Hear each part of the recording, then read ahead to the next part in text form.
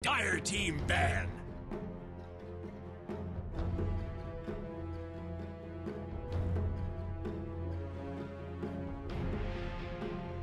Oh. Radiant team pick.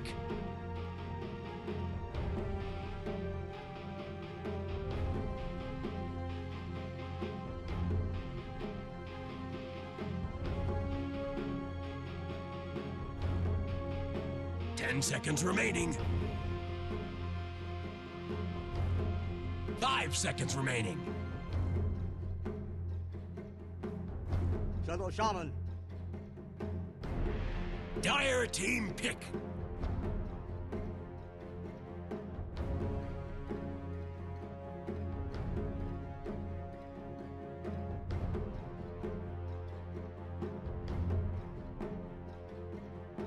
Ten seconds remaining.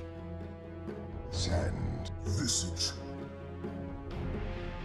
Radiant team pick.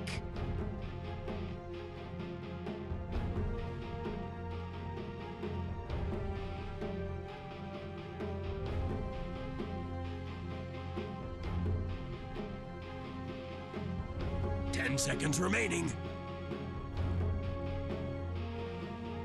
5 seconds remaining. Getting a few CS here and there, has to deal with the pulls. Nothing too unexpected, and I guess similar to the Shaker, both getting. Oh my God! This lane plus push. An OG may pull that Mjolnir. He's going to be that. All right, so on just enough for newbies liking. 10 seconds remaining. They've got good lane matchups. There it is. Like I like versus melee hero. 5 seconds remaining. Stepping in, they just evaporate the two of them. Top lane meanwhile. Yep, jump on in. Hex, shackle, combo. And now the hit. There's the nuke. There's the Sunstrike. Stampede, he's trying to chase down that wolf, but that wolf is so damn fast. 650. Damn, and look at him just 50 on the wolf. Running back at him a bit. He's got the salve. He's feeling good. Moogie has made it away. I love that S4 Chase is like, maybe he'll decide to stop running. Just maybe he'll click the mini map and turn back for a second. I like this EG draft. This OG draft rather, not EG. I feel like they've almost taken a page out of the Liquid playbook. Liquid, a team that has consistently had success against Newbee, where they have these very difficult to gank lanes. So as we see this Sunstrike top is going to claim Moogie's life. Hoof stomp too. Yep, nice hit. Hoof stomp's there. They're looking to commit hard. He gets the double edge. One more right click. TP out in 5 mana, S4. Oh, Birds will get him. Oh, it's the double kill for Vicious, the dream. Yes, yes. One goes down, and you too, my precious. Double kill for Faith. Feels so good. That's like dream scenario for Faith. He's suddenly stacked. That's like a 3-man like Poison Nova right there. That's just that type of feeling. I think something else had happened in that fight too. KP was trying to teleport in, but maybe a root had canceled it. He was trying to roll in with a coil. That could have been pretty nice too. Savage Roar was on cooldown, so probably. Oh yeah, probably the roar. Yeah, I just noticed he got silenced or something. Suddenly couldn't show up. So good move by No Tail, but Radiant team ban.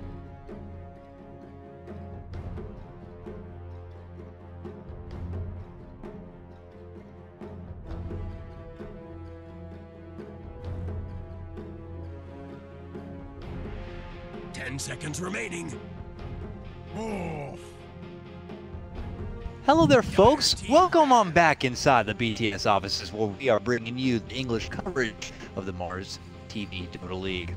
Only tournament happening in space and on Mars, and the only tournament in Mars that features Dota 2. Everyone else playing League of Legends 4. Crazy, right?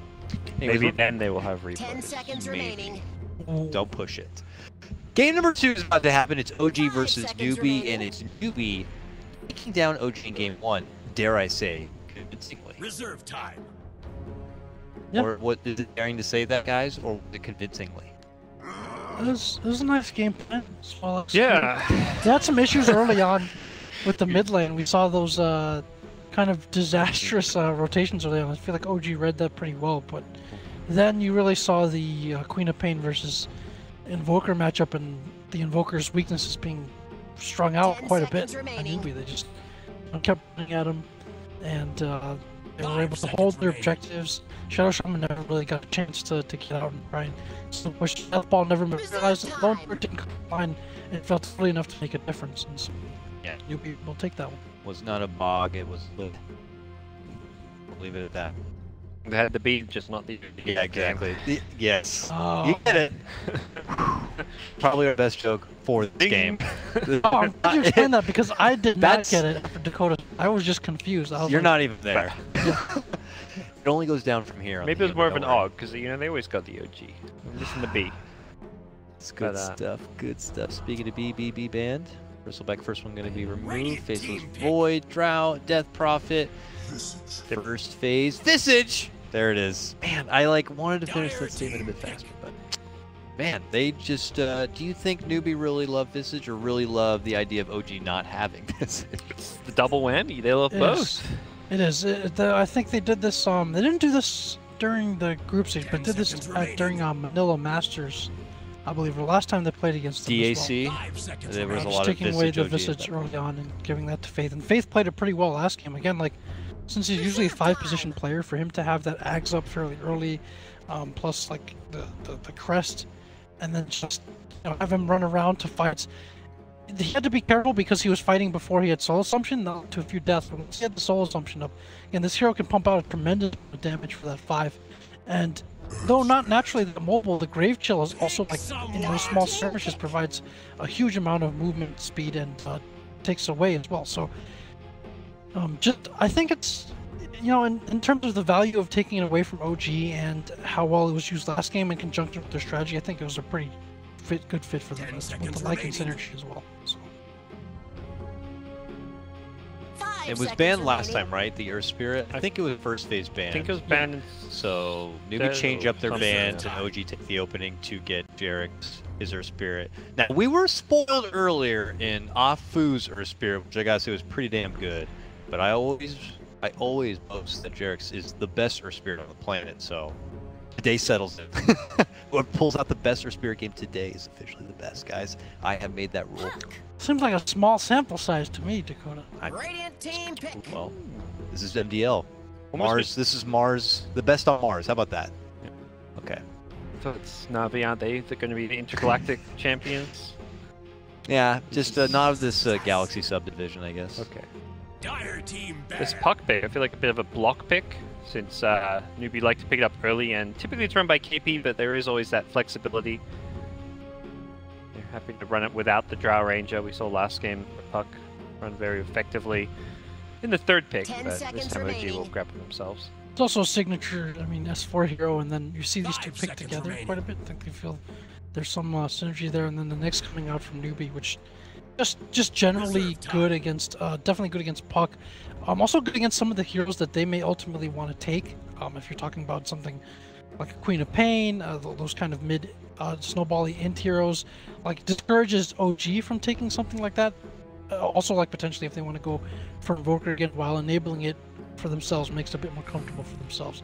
So Nyx is also a pretty good general pick that we see quite a bit, and could very well, I think it's most likely going to be a 4 from Kaka as well. Yeah, he definitely cuts the hero pool. Ana, even Ember wouldn't be an option, or a decent option also. CK's got to go. I feel like OG's now always been receiving the CK ban ever since they were pulling it out earlier in the tournament. That will probably be a trend that does continue in the second phase. OG ban out the Tidehunter here. Feels a little early for a Tidehunter ban. 10 seconds remaining. Or maybe they're just giving a lot of respect to Newbee's Tidehunter play. 5 seconds remaining. They will take Tide fairly early on, or pretty confidently will Newbee. As one of KP's comfort heroes, and a hero that other teams also didn't pick for a while in recent patches, until Newbee was taking it essentially right as soon as 05 or 06 came out, and they've kind of stuck to that. So. I feel like we're seeing KP kind of ahead of the meta in some of his offlane picks. The Tidehunter, even the Unboard, was something he was playing before other offlaners were picking it up. So we are seeing a lot of versatility out of his role specifically. Even if he sticks to the few same heroes, it's heroes that will kind of be ahead of what other offlaners are playing. The Underlord, that was a hero they ran at Galaxy Battles. It picked up a lot of steam in SCA, and then the Newbee began to use it a bit as well. When that hero first really hit the scene, I guess It was around the time of China Top last year, and I think EG was picking him quite a bit, and then he got nerfed a little bit, kind of disappeared, and has come back some as well. But in terms of like a hero, you wouldn't think of him normally as a mobile hero, but he is able to get across the map and bring the team quickly. So if it's a split push situation, if it's a you quickly need to switch gears and defend or fight somewhere, the hero actually offers that, which is very rare for like any other hero, any other kind of like strengthy frontline hero to be offering in terms of mobility. So it's a rare combination, and then of course the holding towers as well. And then mainly I think it's just about his like durability or his viability in the lane. Like in a tougher offlane patch or before the changes, or when his Firestorm was kind of nerfed, to be a little bit harder for him to mix it up in lane, but he feels a little bit more viable and sustainable now. We've talked a lot about the underlord, we don't even know if he's coming, but wow, look at the meta and picks continue to change up. I was already thinking to myself quite a bit on how the 4s have changed up a bit. We're seeing Earth Spirit come back into action here, Nyx Assassin, while your Clockworks and Night Stalkers are just kind of fizzling away a bit. And look at this, another breath of fresh air, if you will, at least at recent times. Vengeful Spirit coming out. 5 seconds Now, remaining. I imagine a core, but like maybe could be a 5 as well. Reserve Hard time. Fly loves this hero. This was like the old OG days. If you go back to like the original roster, it was always these double defensive supports. They'd have like a Phoenix with a Venge or a Dazzle. It was always about these supports who had save and could protect their carries. Venge was one of the big ones that they did run, but OG also a team who like to have these fighting, tempo controlling carries, the kind of no-tail classic, and that is kind of what Venge can do as well. So kind of, we'll keep Newbee as well as us casters guessing as to where this hero is headed. Yeah, certainly good flexibility there. Newbie side, still was thinking about some of the KP options. I don't know if they'll commit it for their 3rd pick yet or not. Tidehunter taken out recently. I was thinking Faceless Void, but I noticed now it was banned. But outside of that, I was thinking they might go for the Enigma, but the Venge makes that less appealing because you've got the swap now. That's always been like one of KP's classic heroes as well.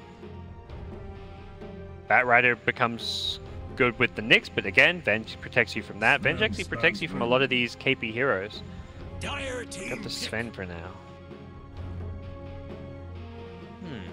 no concern at all, just grabbing this Sven here now as a 3rd pick and still continuing to preserve KP's grab. Or is there something that says that this shouldn't be too much trouble for a Sven in this game? Theoretically, could be tough. you have the armor, you have the kind of like there's a lot of lockdown on the side of Newbee, like potentially, you know, with good bird micro or with the Nyx, like you can hold them in place for a very long time for this Sven to be able to cleave them to death. And so I think it's an interesting pick. And then it's just a good solid general pick. Like if you're counting on a lot of burst damage as a OGR for taking down targets, like the Sven has the HP to be able to tank his way through that for the most part. So it's a nice pick for them. And yeah, also offers them a chance to, like, some teams don't pick heroes that will be able to clear ancients or take advantage of that for the most part. So, you know, in this case, Newbee nice has 2 heroes who can take advantage of that. So that might seem a bit greedy, but I think it's a good idea. Well, the T comes out very quickly as a response to the Invoker, so yeah, definitely a lot of greed in this early to mid game, but at the same time, OG have the ability to pressure with Earth Spirit, but other than that, I feel like they're also playing a farming game. The Invoker mid, the Puck theoretically in the offlane for S4. These are heroes that aren't going to be roaming around early and necessarily creating a lot of space or pressuring a TA or a Sven trying to farm Ancient. So I do like what we see out of Newbee's draft because of what OG have done. What do Newbee want? Radiant team You know, this would be a sick IO game if they want to bust out that Kaka IO and run the Nyx offlane. But I think, like you mentioned, Jack, they may just want to stick with the 4 position Nyx. That would leave 10 something seconds set up remaining. for the offlane here. Offlaners on both sides. Oh no, sorry, Puck. 5 I'm seconds. going to go for like a oh no. Ooh, Shaker. Dire team pick. Haven't seen much of KP Shaker, I feel. A lot of offlaners are bringing this hero out. Has been, yeah, looking at some of the numbers, the most picked hero at MDL, sporting a 68% win rate. Meanwhile, Sand King picked one less game, is 28%. Ooh, Venomancer for No tail, probably? yeah, so that is going to be a fly Vengeful Spirit. changing up for the 5 position. Okay. Interesting drafts coming out here in game number 2. Venomancer obviously pretty good for the TA. Good to scout out initiations from the Earthshaker. Kiting potential maybe for Sven. Yeah, if the Sven just, you know, if you see Sven's reluctant to get those BKBs early, so if you're able to connect with the Gale, it's a pretty good kiting tool, and even afterwards, it can be good as well when those durations start to go down. But I'm a little bit concerned. OG feels like they have less margin for error in their lineups. Their heroes are a lot less durable. If Newbee are able to get on top of them and chain their disables together, they could go down very quickly. So that's something to watch out for. It feels like OG, and OG has never shied away from picking these kind of higher degree of difficulty lineups, whereas Newbee, quite the opposite, will usually tend to shy away a little bit from that. They want to be solid and consistent all the time in their picks, and so we're going to see that kind of different identities here in this game too. Yeah, I think you've really nailed it. You've got 3 range cores against melee cores. Well, TA not fully melee, but these high physical damage cores that want to get up close to you. It's going to come down to how well you can kite them around and stay away from them. And these are heroes that are going to get blink daggers. Sven, TA, both going to go for the blink initiation. Nyx is going to be jumping on you. There's a lot of disable and lockdown from Newbee, so having a range advantage is not actually going to be enough. You're going to have to outmaneuver them, and that level of difficulty you mentioned for OG to execute their draft definitely exists. Yeah, their lineup is going to be quite the choreographed dance almost. The jumping, the swapping between the puck initiations, the Earth Spirit and such. It's only the Venomancer who's kind of just boggy. It doesn't have a whole lot of finesse to it really, but we'll get into action now. It is going to be OG with their backs against the wall in this series. They need to make this draft work and get the win here if they want to be staying alive in MTL. Otherwise, it's going to be Newbee who will move on into the lower bracket final to face off against LGD. Alright, Jerix has watched Alpha. He's like, I can snipe couriers too. Gonna put down the courier sniping war. Needs to get out. Oh no, he's being spotted. That's not good. Jig is up. Should become apparent where the ward is and that the courier snipe is a big problem. They're actually pinging higher up in the lane. Yeah, because he is still holding one ward. I mean, we'll have to see. Not sure who. Maybe it wasn't actually a Radiant ping, but they're gonna observe a warded up. Huh. Yeah, they get their own mid ward down just after the Sunstrike. Interesting. 30 But seconds. yeah, it gets a little tough to actually find that courier now for Jerix, but may still go for it. He's gonna sneak his way onto the high ground undetected. Well, Fly's going to be joining his side, it looks like, and they could end up chaining this together into maybe a first blood go. Pings. Scc's pinging. I don't know if he actually saw them yet. They're around the corner in fog. There they go. Oh, he'll get the vision. There's going to be the roll. Finds connection, but the meld is there. They actually have the sentry ready to go, and they're going to look to just walk him on back and home here. But he does pop the Fairy Fire. He gets a new meld. A Sunstrike. It's going to be soaked between the two. They can't quite get it. Poison Sting. Oh, the last second of the Sting will help secure it. It's No-Till able to secure the first blood. Faith also under a lot of pressure, but he will be able to make it back.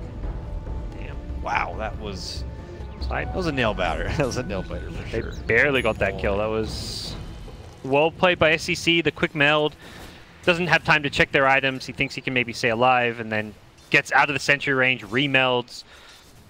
Fortunately for him, he felt like he had to move to maybe dodge a Sunstrike and ends up barely going down.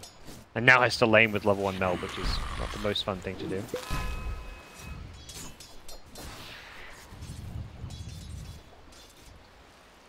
Well, for the safe lane Venomancer, he'll be babysat for now by his buddy Fly. With the Earthshaker in the opposing lane, he's just going to have to work his way between the camps nearby and just sniping down the CS with the Fissure. So overall, the Venomancer is going to have a pretty good clean time in this safe lane. I'm sure that pleases you there, Jack. He'll be able to kind of just swallow up into a problem. Does Fly just continue to hang here as a support and get the solo XP farm? Or do you think as a Vengeful Spirit with that kind of utility, I'll hold that thought, there's another support already using his utility to kind of make pressure in the mid lane onto Sccc with the Orbital. More right click should do it. He cuts through the tree though. Jerix can't get it. The meld, the turnaround. And now it's going to cost him his own life. Well played there from Sccc. Level 1 meld hype. Wow. Sccc. Well, talk about this being the Earth Spirit Showdown. That's definitely a leg up for Afu as of today. That was good. It was Jerks also being really baited. good heads up maneuver from Sccc, but yeah, Jerks did find the connection on the roll, but unfortunately the follow-up was not quite there. Knew exactly which one tree to eat as well to pave the path for his retreat in the salve. Kaka also plays Earth Spirit, but I don't think it's on the same level quite as for Jerks. Kaka does manage to snipe the bounty rune. Jerks wants to give him a little piece of his mind, but will be denied the extra bit of money and is going to have to look for new options in his early game setup, it would appear. How is Gustav doing down here? Off lane, Puck. Signature pickup for him, but in the off lane, obviously a bit different than his Alliance roots. Seems to be doing A-okay, getting some XP, getting a few CS here and there, has to deal with the pulls. Nothing too unexpected, and I guess similar to the Shaker, both getting a bit of experience, a bit of CS here and there. Shaker did have the annoying bit neutral pull to deal with for the OG safe lane.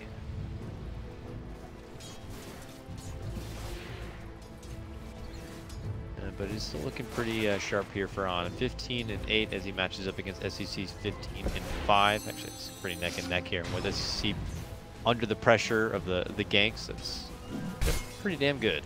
Another Shaker pull. These are just lost creep waves to the Veno. You can combat this by pulling camps yourself, but that does, of course, need to happen. It looked like the big camp was blocked to the north, so... Yeah, it took a while to find it. Stack and pull yourself. Jerax is able to leech some of that experience standing there from the high ground, and this is one way to deal with it. They can come over and harass it. This actually changes depending on the mid laner. Like, if let's say there's a Queen of Pain being run by Newbee instead, or a hero that can really punish this, like under-leveled supports trying to contest, and this becomes a little bit different for the Earthshaker, but as it stands, it is the TA, so she's less likely to be able to come over and punish this, at least right now, before she's got her level 6 up.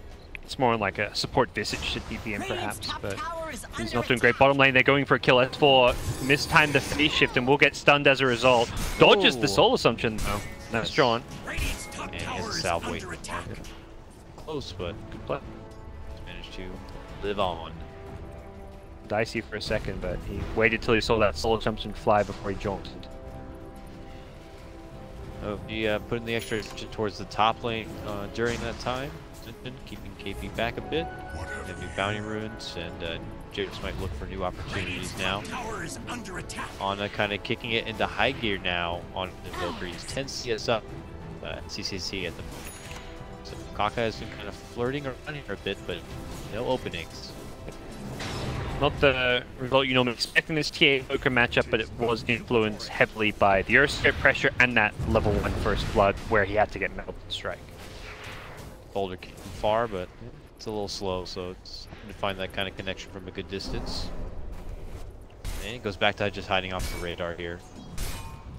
As far as stacks go, the Radiant team are going to be all about that. They've got the big stack in the bottom lane right by the Sven, and they've got just the one double stack at the North Ancient, so limited stacks available so far. Oh, they swapped the Venom mid. This is a interesting move. They really want this early tier 1 tower here, I guess. You take these early tier 1s and you actually set yourself up to... This tier 1 mid protects both Ancients. You take that, you can actually very easily contest this Ancients on both sides. It opens up new avenues to actually go in and attack those. So, yeah, kind of cool. How much can Newbee call to this mid lane? Is it going to cost them too much to kind of have to deal with this? I don't think they can easily defend this. Sven doesn't want to really TP. He's picked one up. He can TP in with a level 1 Stormhammer, but Veno could have taken the top tier 1. This top tier 1 was in deny. It's actually in deny range. He's going to reset the glyph mid. So now they've got 2 glyphs on the mid lane. But Veno, I think, TP'd mid because he wanted to prioritize mid over top. Boulder Smash flies through the 2 of them there.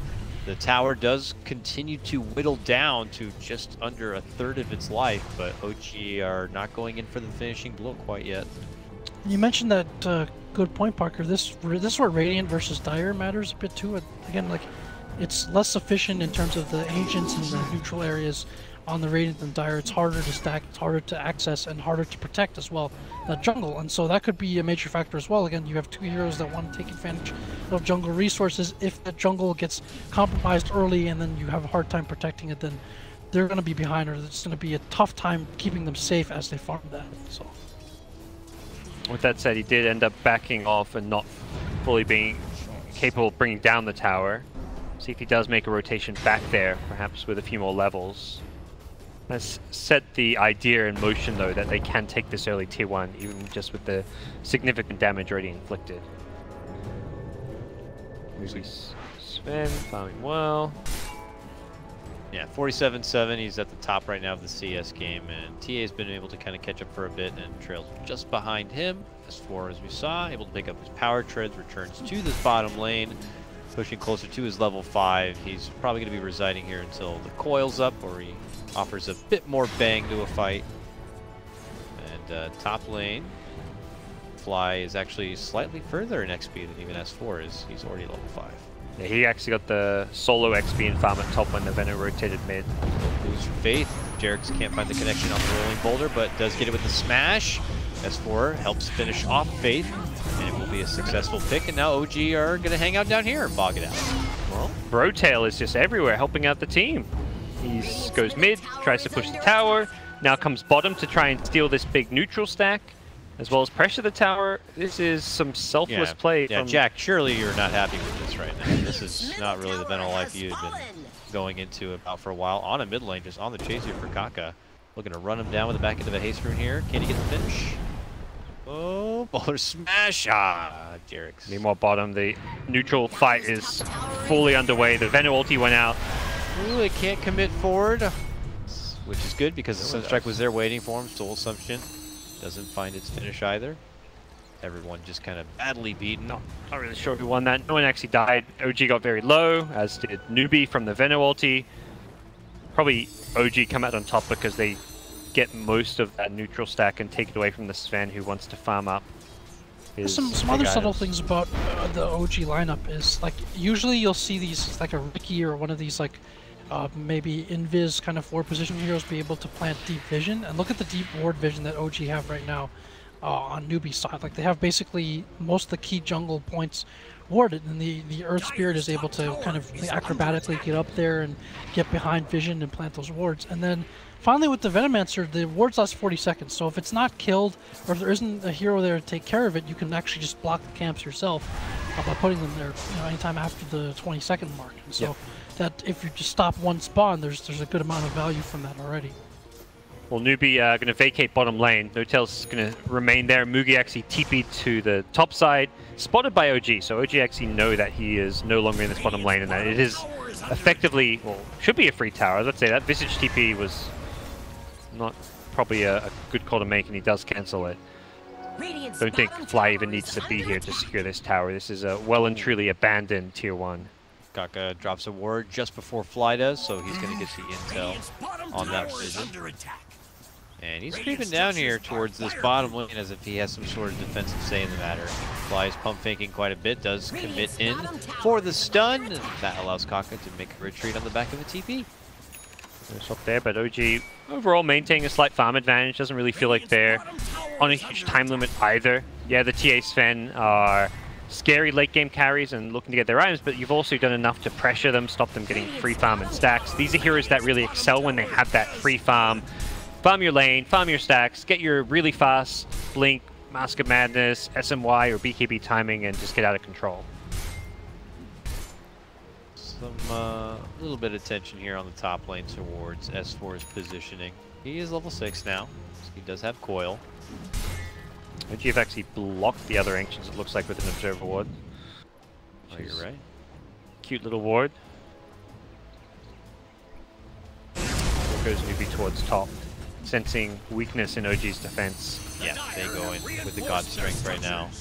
S4 will try to help out by pushing it forward with the orb, but overall this is going to be Newbee's tower to take, it would appear.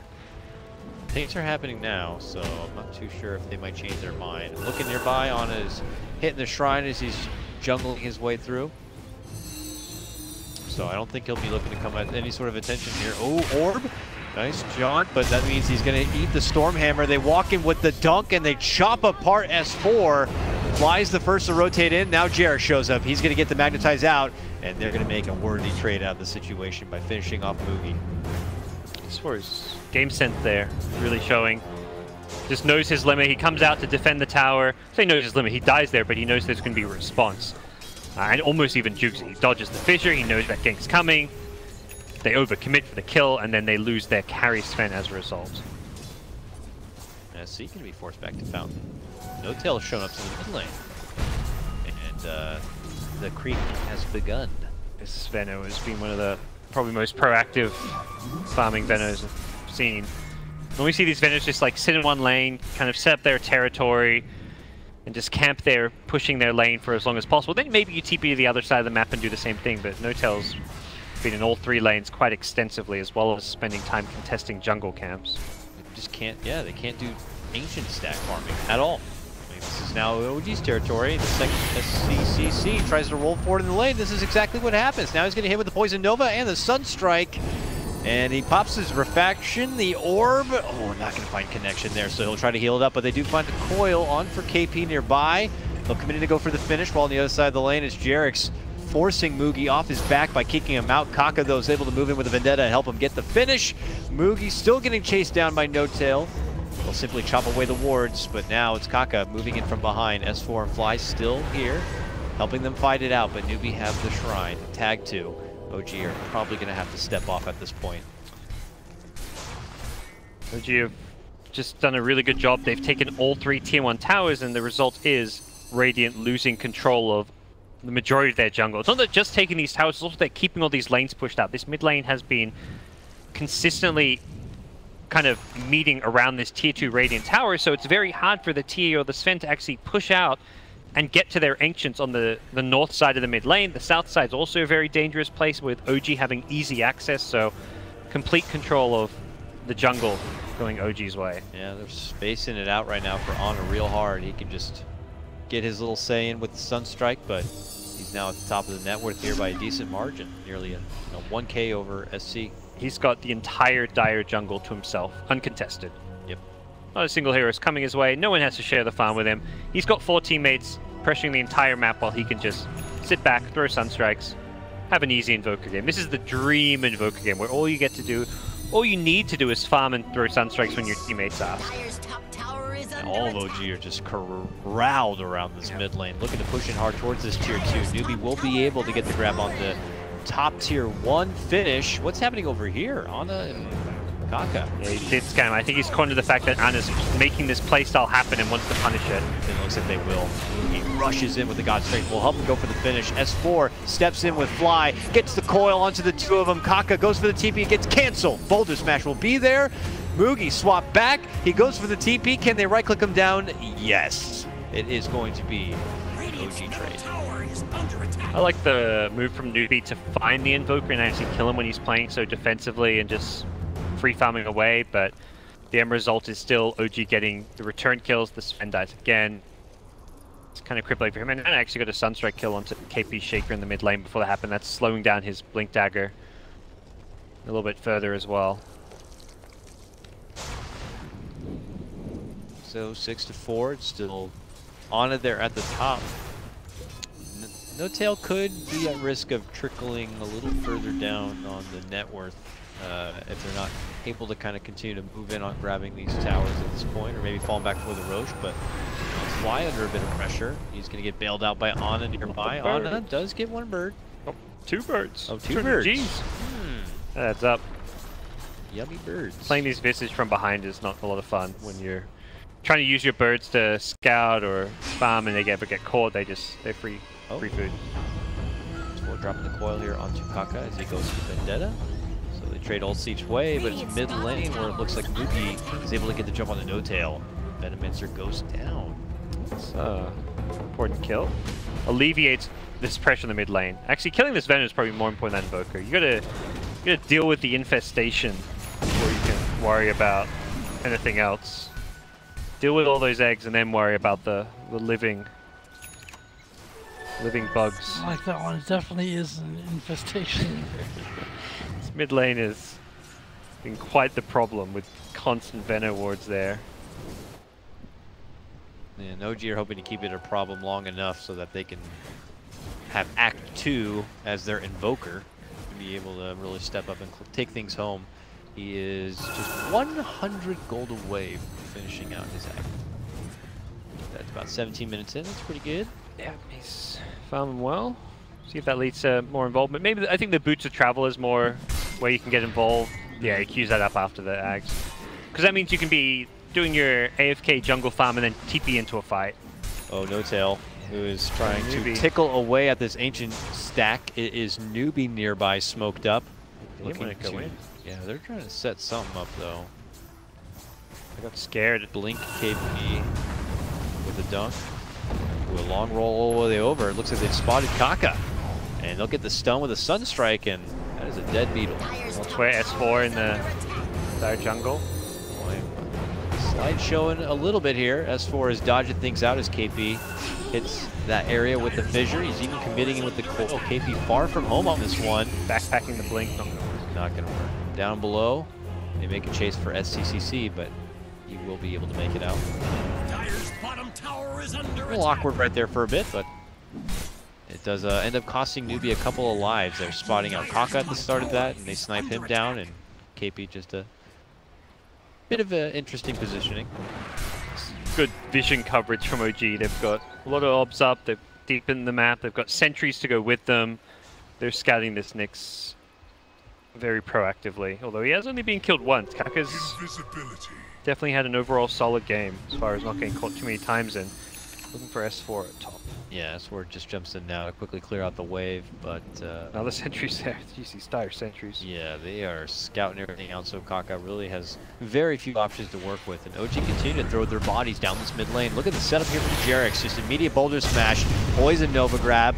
Uh-oh, dunk fire back from KP, finds good connection, helps get an easy finish onto Jerix, and they're looking for the follow-up onto Fly. The birds start stunning down from above. Soul Assumption's there. They slow him down with a trap, but can't get the finish. And now here comes the Magician. The Tornado going to be flying out. EMP combo.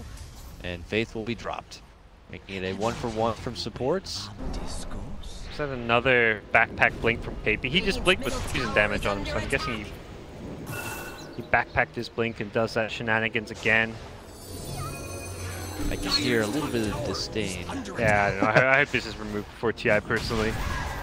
This is a tough phase in the game for OG. They did a good job just kind of establishing map control and just like being a dominant presence early on, but right now the blink dagger is on range from KP. Got the coil, but he ran out of the sentry range, but Jerix has got another one. He always has them.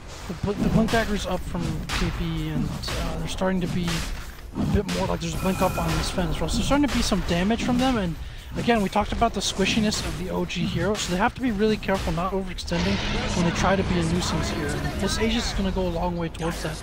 If they can knock down the rest of these tier 2s with this Aegis, again, they'll extend their range quite a bit, but they have to be really careful right now because the potential for counter initiation is definitely there. They can get punished very hard and just get blown up very quickly by Newbee's lineup. Yeah. But man, OG's vision on this game and their catch capability have been pretty dang good. Or they've been spotted out. Like, the last like 3 or 4 kills have all been from just OG kind of just getting that little bit of vision. And Lincoln's is going to be coming up next for Mr. Anna, who's a travel dunk, so we're suspecting he's going to get a bit more proactive, and we could be seeing that happen here in the mid lane shortly. So OG back at it once again. Tier 2 down to about half of its life. They're hoping to move in for the finish here. No Tail creeping in first. Yeah, gotcha. With the Gale. Jerix. Alright. Let's settle down here, OG.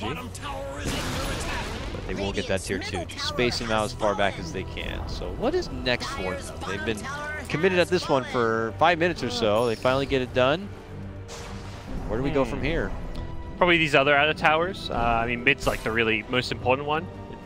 How much it frees up the map to access both jungles on the Radiant side, but don't really see them mounting a high ground push anytime soon, but definitely feels like they want to keep fighting. Similar to the last game where Newbee were in this position where OG just were waiting for these key items to launch. This game, Newbee are waiting for the BKB, Deso and TA, the Sven to get his BKB. It feels like Newbee are just always playing like from one item from behind, and I think OG want to try and punish that by taking more objectives. No-Tail's setting up camp at bottom. He's just like straight down to the tier 2, doesn't even care about where his creep wave's at. He's just setting himself up to have all the wards around this area preemptively. Yep. I'll just suck all this wave over here and jungle and do waves and jungle and do waves. All through the bottom lane acting as that plague. The rest of the team possibly setting things up towards the mid lane now. There's smoked creeping in. Dire scan just nearby towards the high ground side. It will not get any sort of positive read. So it seems like for now they'll continue to truck forward. They should be seeing Oogie going to work here at the top tier 2. And the parade continues by Newbee. OG, you're still waiting back in mid lane for maybe someone to TP in, but yeah, Newbee are inside the base, swatting at this tier 3. They've already got it down to nearly half of its life, and they force out the rotations. Yeah, it's again like another kind of playing to their strengths. Is Sccc has to be careful here that it doesn't get caught, but they have a Desolator, they have the Sven ult, so they hit buildings much faster and much harder than OG do. OG are very good at pushing out waves. Pushing out waves safely as they go into Sccc here. Did manage to catch him. They hit him with both ultis, silence him up, whittle him down. Kind of pincered him a little bit there. So while OG may be better at kind of safely shoving out waves with their 3 cores, they are not that great at actually taking the towers themselves. So if Newbee can get it to this kind of like threaten the kind of base race situations we see Moogie did not TP back, stayed up there for this opportunity again, then they can forestall the OG attempts to kind of deathball. Uh-oh, Jarex can cover a lot of ground real fast. I was going to say if he wanted to stalk Moogie, he could try to cancel that TP, but he's not able to get it while back inside the base. They get a quick jump with the coil onto Kaka and take up the Nyx. Just stand up at top. Moogie's is waiting for Jarex to push this wave out so he can jump in. Uh-oh. Jarex. The jump, the slashes. Jarex down. And now he's going to hit the building. You need to TP back another hero. He's got 1 range creep to ferry along this top wave. Ana steps in. We'll go for it. Sunstrike. But that's going to be BKB TP out from Moogie. Really heads up play from Moogie. That was some really good decision making being highlighted there. Waits patiently for the Earth Spirit to show and push out the wave. He knows Earth Spirit's TP'd, so Earth Spirit's kind of committed to defending. He can't really rejoin the push in mid lane, so he's like, well, the Earth Spirit's going to show eventually. It's kind of a game of chicken. He's waiting like long enough so that he thinks Sven is TP'd out. But this Sven was like, nope, I'll just keep waiting. I'm just going to keep sitting in fog until you show yourself. And he gets rewarded. Tier 3 tower and all. Uh-oh. What do you think here, Jack? I mean, things were feeling pretty damn significant for OG. They grimed their way through that mid lane, but I imagine things are going to be slowing down quite a bit if they wanted to get further tier 2s. How much longer does this go on before Newbee's late game becomes a bit more powerful with NTA? Yeah, I already felt like there was kind of a turning point like a little bit before with the blinks up and again with like the inherent squishiness of OG's heroes, but this is something that's encouraging to see from Newbee. Again, a team like that is susceptible to this kind of stuff, is not known for playing it themselves as many Chinese teams tend to be, but the technical details they handled of that situation just now was very precise, very on point. It's exactly what they needed to do, and pretty next level there. And so that forestalled the push and got them a tower, which now gives them access to OG's shrines as well if OG are forced to clump in one area or back off. So clutch plays there from Newbee. I feel like that's almost kind of like a new dimension for them that they're able to do that. Dimension, man. Praise, Jack. Jarex finds a movement onto KP. SCC's nearby though, and now they jump in with Moogie also. Oh, he gets quick, hard hits onto No-Tail, which will force out the swap of Fly, and now Moogie just goes through the bailout. Decides to TP back it away because some of his teammates are in some serious trouble. Sccc is going to be taken down as all of OG come crawling out through the woodwork there. Don't get hit by a Sunstrike, Kaka. Where is that man? Bottom lane. He's being pinged. Booker, there it is, juke himself into it. Oh. Close. But yeah, they had the Jarex just goes in knowing he's likely going to die, but his job was just to scout heroes out, cancel their TP, set up the Invoker and the Puck to get those kills. TA tries to TP out as well. Puck just Dream Coils to cancel it, and until TA gets a BKB, it is going to be a bit of tough traveling for Newbee's Sccc.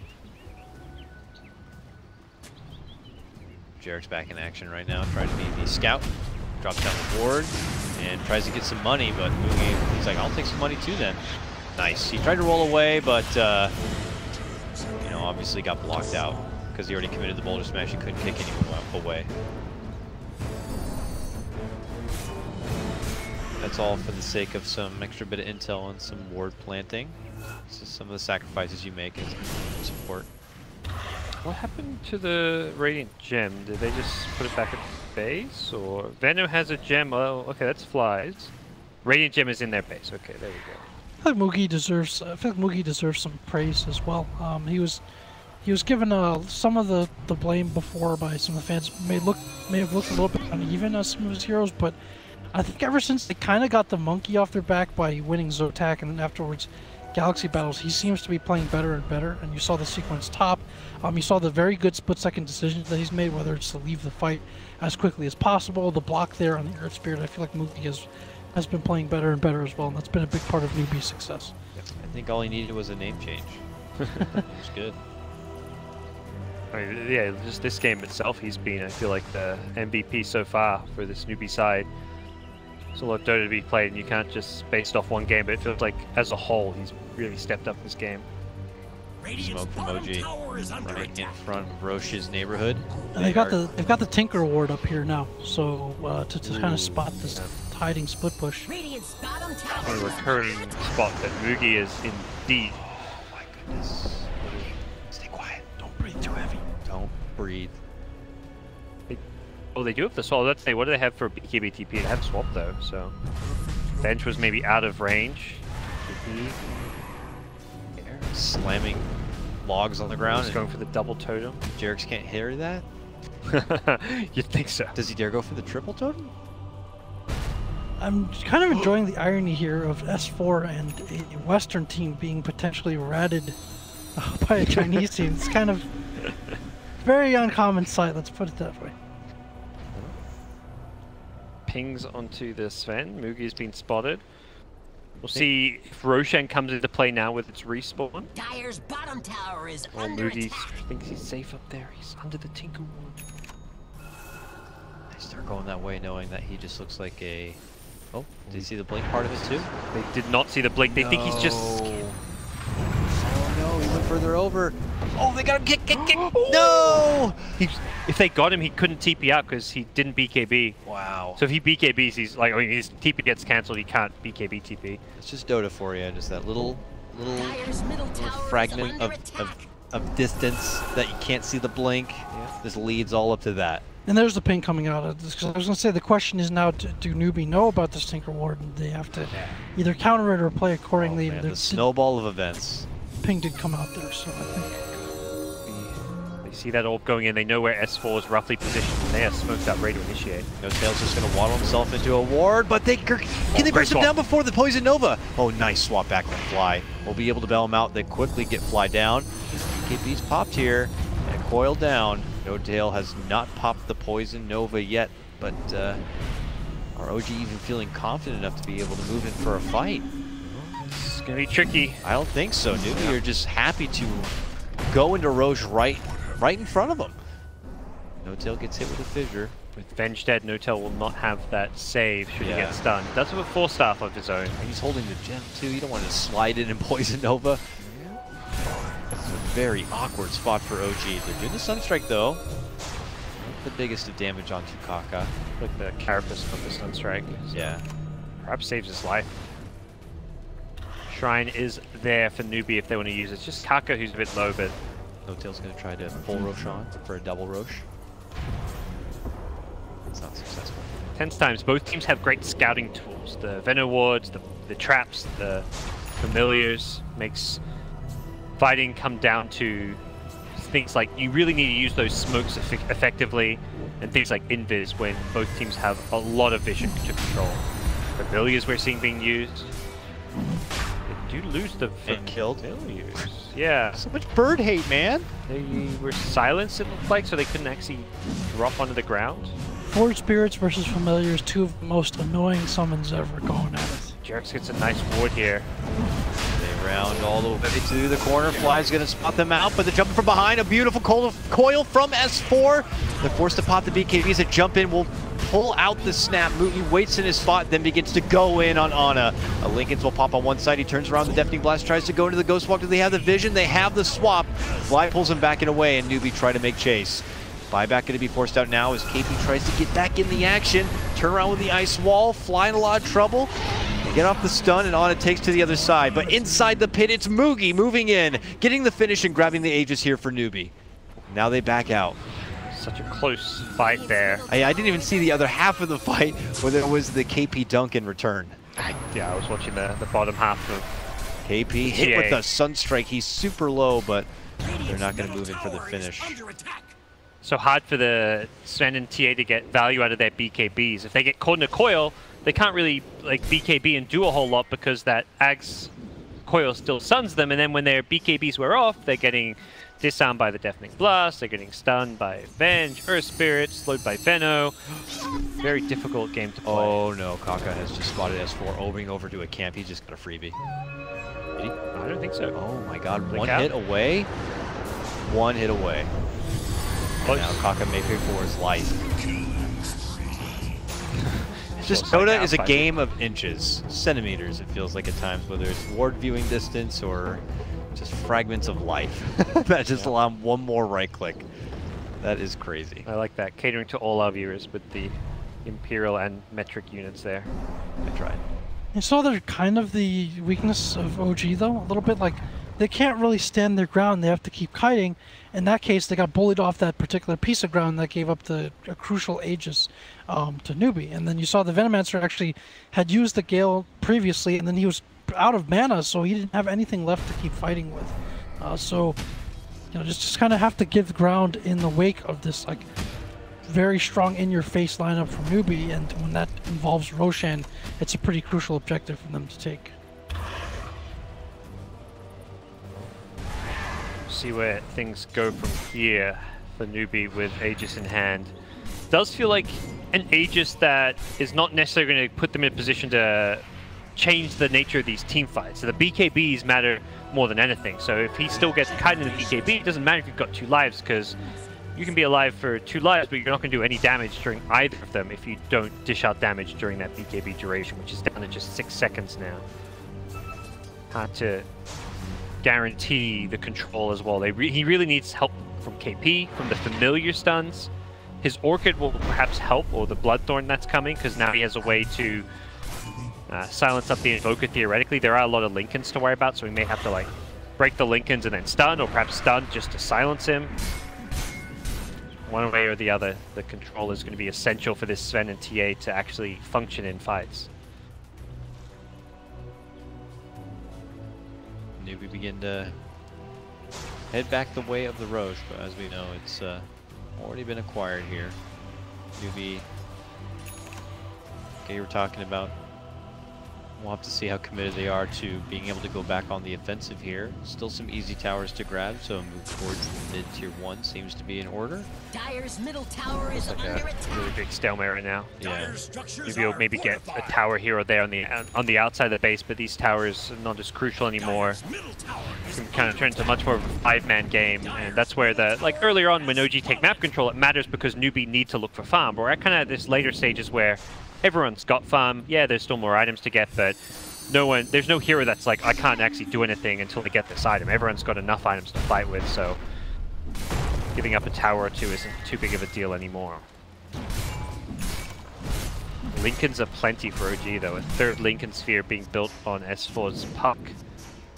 Just mostly recognizing that a hero like Sven wants to blink in with God Strength and stun a hero to burst them down, and just a Lincolns for the Stormhammer really can ruin a Sven's day. That means that you're relying more on the Fissure, the Totem, the AoE stuns that don't get blocked coming out from the Shaker, but this Shaker is actually he's the most underfarmed hero on Newbee's side actually. He's effectively playing the 5 position, so he's not exactly reliable in a fight to stay alive and dish out those stuns. Here is Jarek's looking to possibly scout things out, but he's going to be stretching pretty deep here. Newbee have come together just nearby, but You know, still kind of feeling that bit of a stalemate play here. Wow. Did he just plant that ward? A new Tinker ward? No, that was already there. He's using it to kind of protect himself, although. Yeah. Whoa! He shows himself in the lane. I think he will need some serious help to get out from this one. He's actually didn't retreat. Oh my god. Yeah, they're like, he surely went back, right? No, he went forward. That was some crazy vision game there. Wow. Like, he showed in lane and then he backed out of the vision but didn't actually continue retreating. But, on the way, space and time bolt for this Aegis to expire. Again, not the biggest deal that you have an Aegis for these fights because of the way the BKBs work, but at the same time, given the choice, OG will choose not to fight into it. I planted down some new wards. New vision to see where Newbee are kind of placing themselves around the map, because OG have been kind of dodging. Radiant's top tower is under attack. And Bottom lane, low TP's in. Okay. Well, as I see, they're dodging. Here's an opportunity to make the move in. They actually rolled themselves into Kaka. They plot down the sentry. There they spot him out. On one end is KP, on the other is Kaka. Jerix makes a connection with both on Boulder Smash. KP's going to be forced into the dunk. Can they get Kaka too? No. Kaka will be able to make it away on that TP. Sacrificial Lamb. Sven was just like, I'm out of here, guys. Doesn't look like a good fight. I think TA had already preemptively TP'd out, so would have been a very unfavorable fight for Newbee if they'd stuck around. Probably just happy to leave with only one casualty. Could have very well easily been two if Nyx had also been swapped or stunned on the TP out. Oh, S4 bursting down the wave, goes back on the other side, and right next to Sccc, who's waiting with the meld, and actually blasts him down. The coil was committed onto Kaka. Nice multi-boulder smash there from Jerix as he jumps in. Will help him get the finish onto one. Sccc, though, is able to fend off Ana a bit and then uses the BKB time to get himself indoors. But here's OG now, suddenly outside. While this happens, though, Mugi, he's back at that top lane. And yeah, with no tier 3, they don't want to risk it, so Ana already heads back. Yep. We're going the distance here. Neither team has really been able to pull ahead all that much. It's slightly, like, inching Newbee's way, but a 2k gold lead at 39 minutes is not a goal. What are we looking for? What's the big turning point here, Jack Boy? I know that this is a very riveting moment in the game as each team is just clawing at each other for just that little micro fragment of an advantage. But surely we will not be stalling things out to the next Roche, right?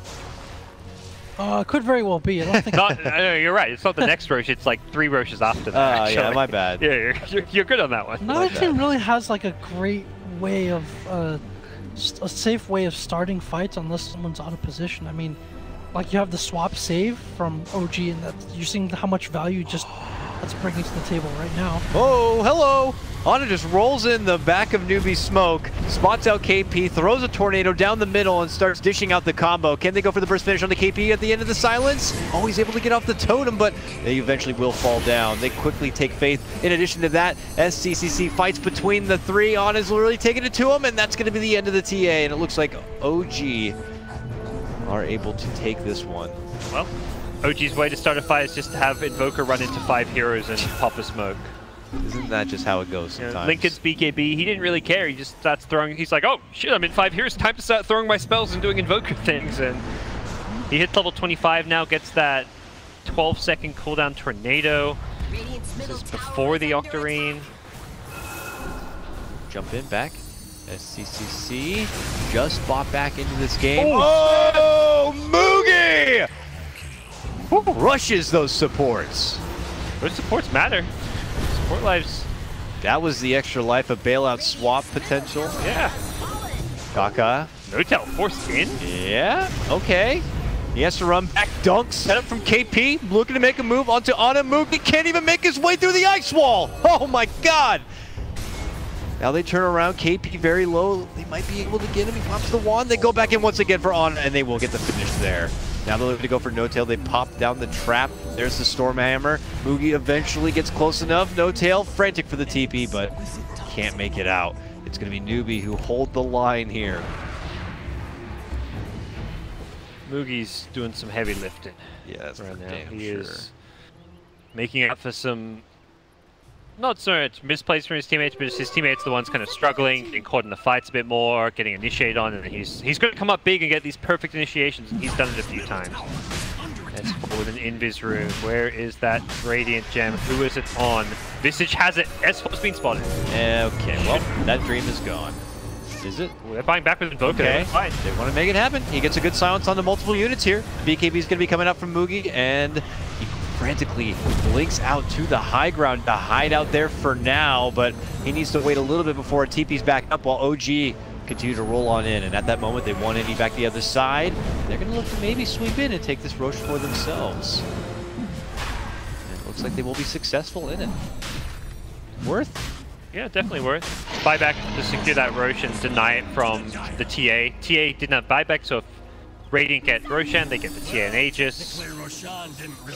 Instead, we find ourselves with the Invoker who uses buyback to get the Aegis, and this means TA has to really live on the edge in these upcoming fights. Where's the cheese headed? KP gets given it. I mean, KP's getting burst every fight. He needs to actually stay alive, and yeah, doesn't have the farm really to do so, but this cheese might help a little bit. He was able to get out a pretty decent dunk in that base defense there, but it required a lot of patience, and of course him coming back from the initial pickoff, and maybe OG just kind of forgetting it in that moment, but maybe rewarded that, and will now be fighting and defending to an OG with an Aegis now. But crazy how close this game's been and how much constant like kind of showdowns there's been. Newbee took that tier 3 top tower like 20 minutes ago and have yet to be able to take a single shrine. Only just now we see OG take the first shrine of the game. So despite these tier 3s going down, it's just been neither team being able to kind of just systematically bruise and batter the opposing team's buildings. Newbee don't want to risk it though. At this point they are looking to crawl outdoors unless they know exactly what's going on here. But this is now OG's map to claim. And they're beginning to come together here. I'm seeing Fly with the smoke. And then his backpack for the gem. To go for maybe some dewardage. Kaka bottom. Yeah, this and he got him with a tornado. Ice wall. Cheapest. Other tornado. Sunstrike, silence, and double forces, and Kaka's gone into a different game. Yeah, I was like, dang. He didn't have a force himself, so it was a bit risky, but once the teammates roll in, just looking at it okay. And now OG shifting all the way up from that bottom lane back towards the exposed mid lane here, where the supple racks await them. Not the easiest racks to necessarily siege. There's Dunk Power waiting in the back lines. There's Moogie with that big ass sword waiting. And OG felt the wrath last time. It's going to be S4 jumping in, trying to get the catch on those backliners, but both KP and Moogie were not caught in that. TA happy just to self-stun, doesn't waste the BKB in the coil, just says, I'm going to back off, don't care if I can stun myself, as long as I keep my BKB for a team fight. I think the big thing is, use those BKBs aggressively, not defensively. Like, when that Invoker buyback of the Roche pit happens, Sven has to BKB just to not get tornadoed and stunned. That's like a fight-losing BKB. Obviously, he still lives, and that was worth the BKB, but you're never going to win a fight if you use your BKBs just defensively. Some chain stunnage here on him, but no hard commitment in. Still holding that extra life after all. SC is able to get a hold of a Bloodthorn now, though. Maybe an extra good tool to have if he does get the upper hand onto OG. 2 Bloodthorns on the team. A silence, few different ways to break these Lincolns, but still always hard to coordinate all these items in these crazy hectic team fights. OG are coming back. Down this mid lane once again, Moogie pushing out that bottom lane. OG do not have to worry about any sort of top lane shenanigans now, so they can put all of their focus forward. Moogie will hide in the lane for now. Looks like he does show himself. Are OG going to make an immediate jump play here? As they wait smoked. Very delicate time. Now Moogie comes in. That's when S4 has already jumped into the mid with a coil. Jarek's rolling into action, actually spots Moogie, who's going to be forced to BKB. Now has to hide in the back just a bit. Ice Wall going to be committed. Newbee still tuck themselves right by the racks. OG get it. defensive BKB you don't want to see if you're in Newbie's shoes. Always want to use those BKBs aggressively as you blink in. I think they have detection on the ground yet, so he's running circles around Newbie at the moment here. But that's Kaka moving in, getting a brief stun onto Ana here. But Newbie, I don't think, have the defense to be able to stop this roll of OG at the moment.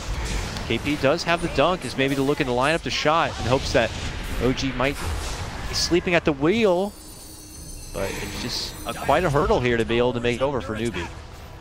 For Newbie, it's let's wait out this Aegis. TA doesn't have buyback, so a risky fight is going to be end of the game for them, and losing a lane of racks doesn't actually put them at that much of a deficit, so there isn't a big incentive for them to defend that mid lane of racks with a full-on risky initiation. It's better just to wait out the Aegis, then look for a fight. Invoker now won't have buyback for a couple of minutes, but similarly the TA buyback is a bit cautious, but they're actually going to immediately smoke as the Aegis expires. They smoke up, knowing Invoker has no buyback, knowing that one good team fight could win them the game.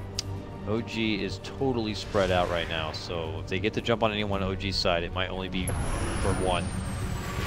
Doesn't look like they're going to find anyone. They even have a few heroes just reveal themselves to push out the lanes. Jarek's the closest target of Newbie at the moment, but he's been blinking through the trees, hiding out, TPing away. OG just kind of continuing to force Newbie to dance around a bit. Yep.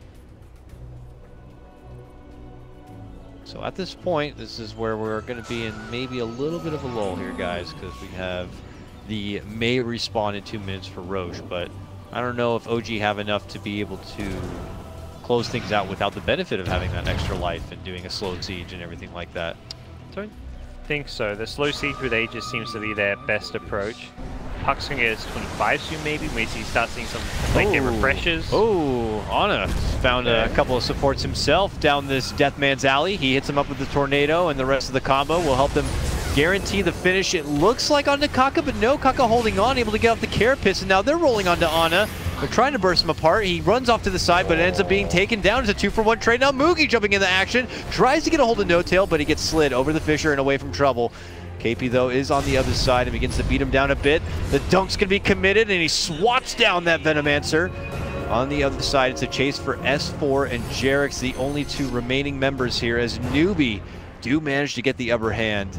In a situation where it was actually Ana who was rolling right in, and I thought he was going to get an amazing opening. He was doing that without a buyback. It's coming up soon. It's not the full 80 seconds. It's 20 seconds away, so it doesn't look like Newbie will be able to break high ground without the buyback, but they may consider forcing it. Veno does not have his buyback, though. Did he buy off that Lincoln's or Yasha recently? He's close. He's 60 gold away, so with the gold ticking, he might have it in like 30 or 40 seconds. But we'll see if that's going to be forced out or not. One of the two, which would be the Invoker, I guess, is likely to be forced. And they've definitely got to at least force it. And we kind of go back to, again, like almost that trench warfare a little bit, right? They're just kind of stalled up and both not that eager to go. A big contrast from how game one was played, just based on the heroes.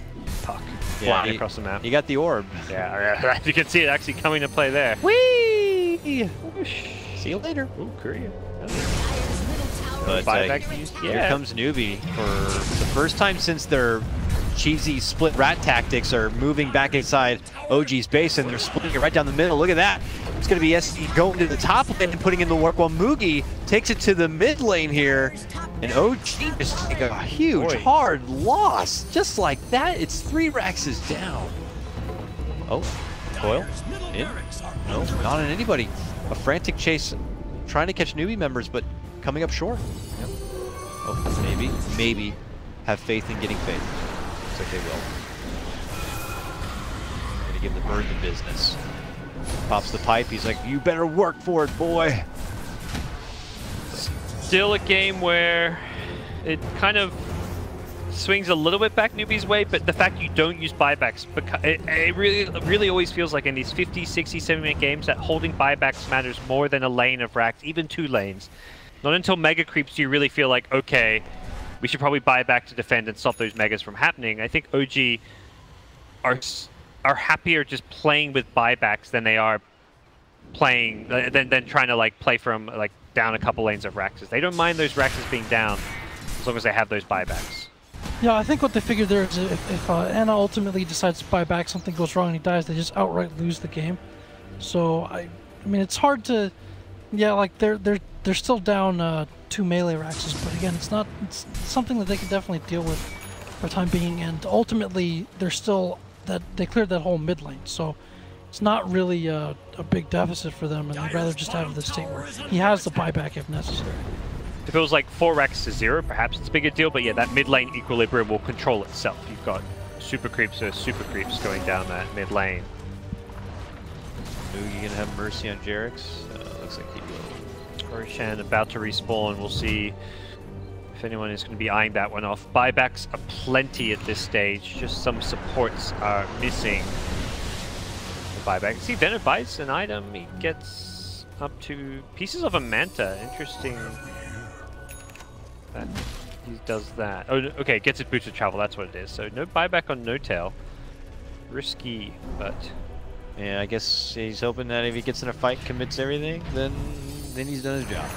Life number 2. I mean, if it's a long fight, maybe could include a second Poison Nova, but does have a swap save and a cheese. So if he gets low, he may even be able to continue fighting with that cheese. Very true. Gets his tomb, so he gets his level 25, the triple HP and damage on his plague wards. And yeah, so all the 5 of the cores and 25. Earthshaker, he's not anywhere near his. He's not even really a core at this point. OG moving in the pit, begin their work onto the Roche, but Newbee are not far. Oh, jumping coil from this form immediately on the Sccc here. Oh, No Tail steps in with the Poison Nova, doesn't find the connection, doesn't really look like it connects onto everybody. Follow up magnetize, they're looking to spread out as much magic damage as they can, but I don't know if OG can get a hard commitment on this one. Jerix is trying to dish out the extra stun power. But it is going to be a nice pick off onto Mugi there. KP, though, sets up with a beautiful dunk. SC steps in, helps get the right-click finishes. Immediate buybacks are going to be coming out now, too. S4 jumps in, gets out the silence, and Newbee are swinging within the side. OG over, back at the Roche pit again. Just get the buybacks on cooldown right away. So Sam went for a backdoor play bottom there. Yeah, I didn't see how it started, but I just saw his deathbed, and he died bottom lane trying to split push and wrap, but OG prepared for it, reacted to it, and managed to get back, kill him, and save the last lane of Rax, which was crucial. Wild not really losing the fight all too badly. It was a nice echo, but it ultimately just kills support, so I think OG will be very happy with the outcome of that fight. Yeah, they can put themselves right back inside that pit. Looks like they will score the Aegis here.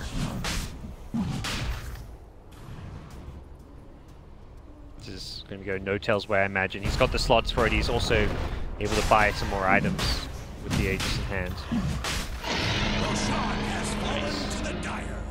Big grab for them. And Newbee take it back to pressuring the side lanes as fast as they can. And what do we have slotted up? The Lincoln Sphere here's for Sven. He's got lots of money, okay. But he See where that goes. Running that around. On is on chase, but his fast orb is not going to spot him. Okay, gets his Ags. Sold something to get there, but having this now for some high ground defense could be nice for them. But smoke from OG, they're going to look for another pick of their own. And all the way up and through the top lane, it looks like for them to at least push this top lane back out. But I don't know if they're using the smoke to really try to set anything up. Just maybe safely move across the map. Yep, could be the case. This buyback list, Sven, is a big concern for Newbee. Potential initiation. We haven't really seen that much of the swap initiation, but that's something that could also come out. You like Dream Coil into a swap. That's a good way to get a guaranteed long duration stun onto him. Yeah. 4.5 seconds worth of Scepter stun. Be a very powerful way to initiate a fight. So how can Newbee do everything in power to be able to defend long enough, Jack, so that Sven can have that BKB and live for the next fight? Oh. No, I mean, I think just what they've been doing, just keep the waves pushed out and just be methodical, be patient, play around the edges. I mean, this is just a very different kind of game from what we saw before. It's like a very technical game. Yeah. We've got to be consistent, not make those big mistakes. It's not one of those obviously run at them type of games at all. I think they've done a pretty good job so far with having the right priorities, like responding to each situation. So I think they just have to hold the line in the front. And obviously OG are looking to take it to him while that buyback is going to be down here. They're already outside the base of Newbee. Game plan. Visage sending a bird to backdoor the bottom racks with a Sven TP. This is the game plan. Yeah, it was yellow. It was Moogie pinging it. Like, send something there. I will backdoor this. All right, the familiar begins its long journey all the way up to the base here. Can OG... Oh, Sven's been hexed though. He's been ganked. Caught outside the base. What you doing? Oh, pull back, grab, move in. They're trying to blast him for Moogie. Does manage to get enough force power to make it back inside. The Sunstrike hits him. He barely lives on with just about 100 life. Oh, can he run it back all the way inside? It looks like he's going to be good. Back on the fight. Orbiting inside. SC looking to blast it down onto Jerix here. Jerix gets the force out, and a boulder sends him back home packing. Backdooring now bottom. Here it comes. Keeping it with the bird. Begins to take it into the racks with the glyph. Immediately forced out. What's happening back in mid lane here? Jerix dying. Slideshow Dota. Newbee running right through him. I think people are dying here. Bottom, it's S4 trying to push in through the lane. Moogie's still here. I can't believe that Sven actually lived. That was insane. Fight still goes on. Anna's actually going to turn around here. Invoker combo coming out. Doesn't any crippling damage. Tornado back, but they are going to be able to get the finish to S4. He promptly buys back out. This time Newbee, yeah, might be in trouble. He is able to get with the KB. OTP. Stuck in the coil. On is here now. They get the swap. They get the mask stun. They get the finish. He's going to be taken out of this one. He has no buyback for 3 minutes. See how much damage can be done during that period. There is still some fight potential for Newbee. They may just be able to jump and find a pick, despite not having the Sven, but it was some crazy stuff at that fight. The Sven getting caught, so I think he was so focused in on that bird going to the dire base that he just didn't keep track of his hero's position, because he got initiated on by a hex into a coil, and then the swap guarantees the coil break. And if it wasn't for like a double or a triple 4-star from his teammates, he would have been well dead there. Here we go into the later innings, gentlemen. An hour mark now for game number 2. Newbee already with that game 1 advantage here. It's elimination series. So OG obviously fighting it for all they got right now. Feeling like it's their game that they worked so hard for. Having so much momentum going at the start of it. The Newbee have been able to claw themselves back with some fun strategic tactics here. It's now going to be OG looking to move inside from the bottom. They still have 50 seconds with no Sven here. How's KP's dunk? It's up and at the ready. The move could be made, but they get the force out on the Ana. The coil move-in's going to be made, and now the Poison Nova does pop out. Deafening Blast as they force him back out. Magnetize is also going to be there. Can't quite get the finish yet, but the Sunstrike will be able to help to get the takedown of KP. Now the buyback's going to be there, and he can come back in with the dunk ball. SC shreds apart No Tail. This could force OG to step off a bit. Tier 3 still standing strong. SC moves in with a Hurricane Pike, but the follow from S4 could be there. Long ball fissure on it, trying to run in, but quickly hit to the face from that TA. Second guesses it. It looks like Newbee are going to be able to hold. Oh, long jump dunk onto S4. They will get the finish of the puck. He's out for 2 minutes without a buyback. And OG run to the hills. Man, and Newbee may not know it, but this Veno does not have a buyback as well with spending all his money in the Manta. Oh my god, Moogie found Jerix. Can he chase him down? Oh, he's trying to get a hold of him here. Oh, the trap. See him? Barely doesn't see him. He's able to roll all the way down to the corner and make it away. They even tried scanning for him on the other side. Still didn't get him. This is probably mega creeps though. SCC will kill the shrine on the way, get some extra cash for everyone, but they do.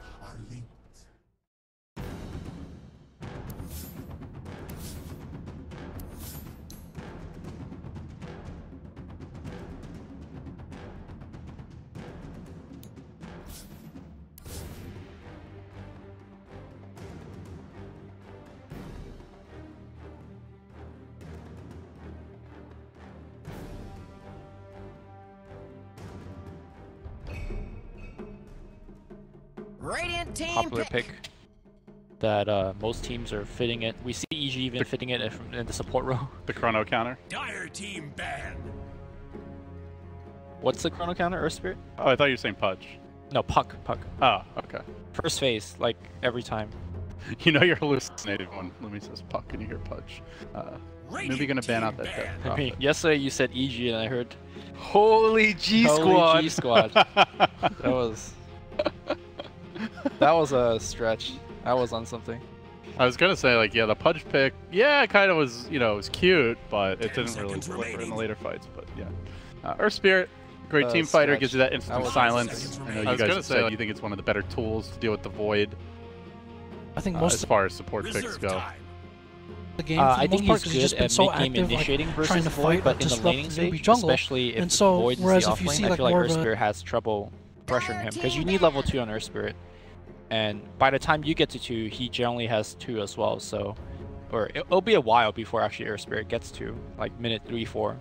So I don't think he's amazing in the lane against Void, but moving forward in the mid to late game, yeah, Earth Spirit's great.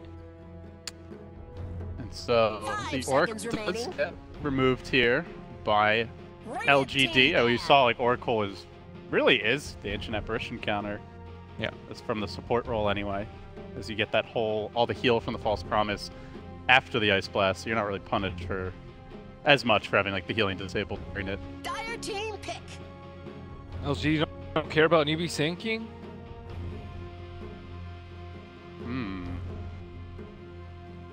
You don't know that's the cool thing with Newbie is you don't really know how they're gonna run the Void. Like if it's EG picking, it's almost guaranteed it's gonna be Universe. But I think it's very 50-50 how they lane this. Sccc usually doesn't play the mid puck. Remaining. That means puck's usually a 3 for them, which means that that's usually a 1. That's true. So I think maybe it is more confirmed. Only for this team though. I mean, yesterday OP had like 4 games on puck and he won 2 in a row with it, so you know. Can't argue with that. But they're out of the tournament. Do you really want copy strats from losers? I'm just saying it worked. It worked for them. It worked for them. So if SC wants to, you know, play a puck, I'm sure he can. But we got the Skywrath. I believe Newbee was the other team that picked Skywrath this tournament as well. It's a very rare pick. LGD are gonna pick that Tide. We have not seen Tide Hunters be successful against Void. I don't know the exact win rate like for the whole tournament, but every game that we've cast here on this stream when we've been here, there was one game yesterday when you were having your important meeting that Tide did well. Okay. Oh, but was it versus a Void? They won in like 25 minutes. Was it versus a Void though? Yeah. See, that's what I'm saying. Tide versus Void. Tough matchup, especially with Skywrath. Reserve time. Nuke damage. I wonder if I can just avoid lane altogether, or is he gonna pack Magic Stick early? Because pack it. Don't forget the napkins, the umbrella, you know, candles. 8 tangles Magic Stick. Is there any reason not to pick this? Pick who? 5 seconds remaining. The Invoker mid right now. Maybe they want more physical. Oh, it's actually banned. That's a great reason not to pick. That's also a very good reason. Venge? A core Venge? I would say more so a 4. Oh wait, maybe a 5 even. Miss Skywrath? There's no way it's a Miss Skywrath. Right? 4 Skywrath. 10 seconds remaining. Skywrath's really good with farm. Alright. Atos is incredibly good. His Scepter, I think, is like probably top 25 Scepters in the game. Let's see what Sunsfan says. What does Sunsfan say? Sun's God, excuse you. Sunsfan Scepter.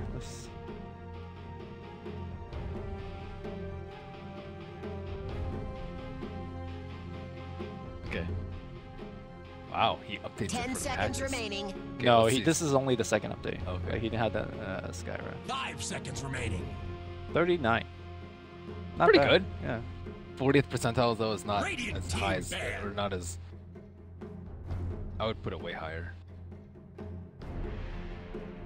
Weaver is 8. It is quite game changing. I feel like top 10 you just have to get every game. It's that good. Storm Spirit. I mean, it depends on what the criteria is, right? Dire team pick. It could be like when you do get it, this is the 8th best. Interestingly, LGD are going to pick into the Storm here. Storm has been pretty successful this event, aside from that one sumail game. However, there's a lot of anti-Storm heroes. 10 seconds remaining. Got the instant silence on the Puck, the Skywrath, the swap 5 into seconds remaining. Chrono, or a silence for that matter. Oh, it might be Sccc Puck. Is this happening? Yeah, it is happening. The flexibility, you know. Ability. Can't argue with that. Okay, I gotta look up his puck stats. I don't know how Tidehunter is gonna stand in top lane. I guess just like wear out the metamorphosis from the other side, and then it's gonna be what? It's Skywrath, TB, Venge tri-lane there. Yeah. Like you're gonna have a bad time, Lumi. I mean, I'm not gonna have a bad time. Tide is. Yeah, I'm fine. You know what I mean. I'm gonna watch him. Yes, have a you bad time. personally will be suffering as you feel every blow suffered by that Kraken shell. 10 seconds remaining. Seems like it's gonna be a very passive laning phase. Both teams don't really run a roam too much. I guess Earth Spirit will, but Sky is like gonna sit in his lane. AA is gonna sit in his lane. Sky could be mid. Okay, yeah, I could see that. Mess with Storm a lot. Kaka usually starts. LGD actually have another hero here that has not done very well this event in the Chaos Knight.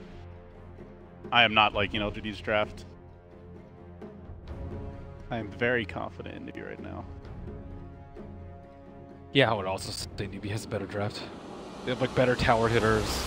They don't need as much, or they don't need as much farm in their cores. And they have better lanes. I think that's the big concerns that Limpy brought up, like what this Tidehunter is actually going to do in the laning phase. Tough to see him going up against the Skywrath TB. He can be a sponge. That's what we call it.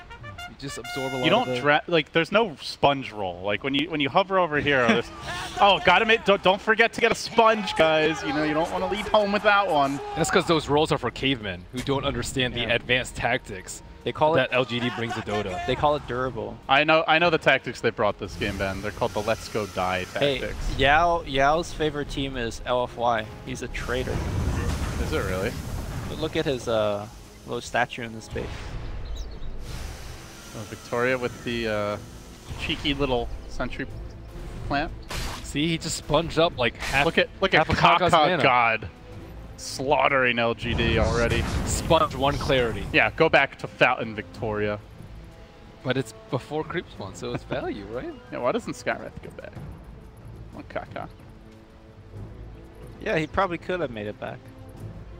30 seconds. You mean with his 375 move speed? Yeah. Nah.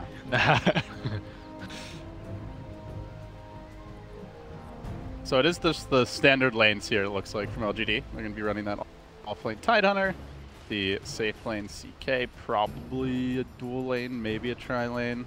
KP on the off-lane Void for Newbee, so nothing surprising as far as the lane setup goes. Uh-oh, Mr. 11. The battle begins. Poking the proverbial bear here. Oh, I may already go Chaos Strike first.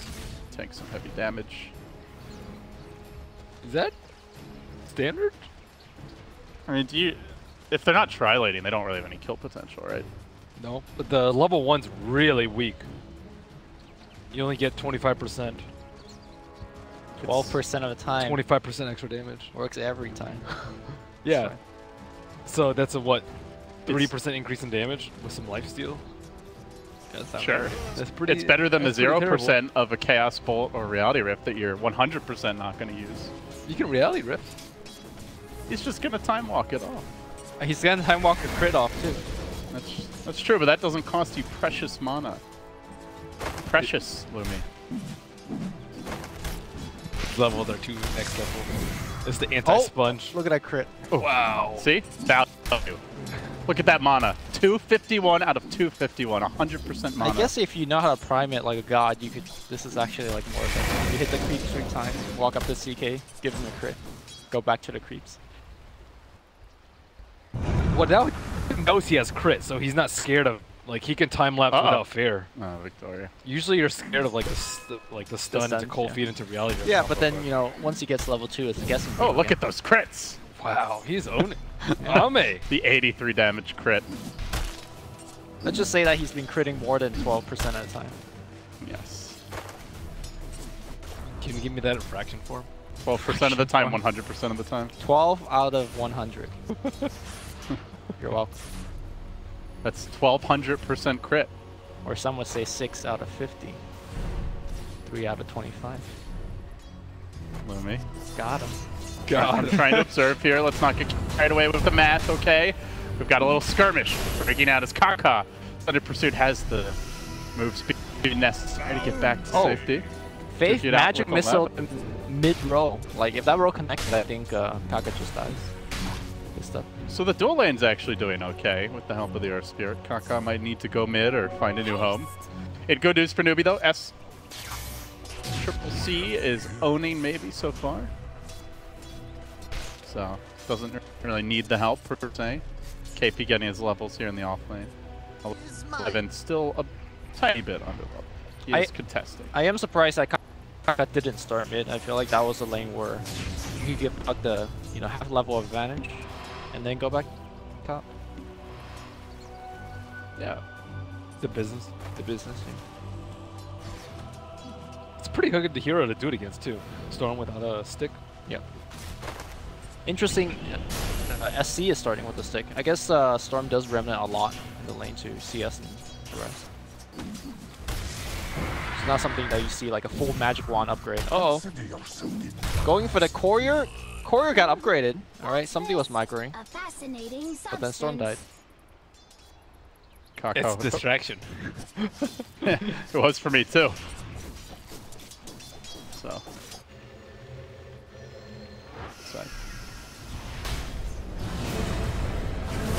Victoria now getting slowed down a little bit. They chase onto him with the reflection. Moogie just savagely rips through him. Easy takedown for him. So things looking up here for Newbee. 2 kills for them. Strong early start.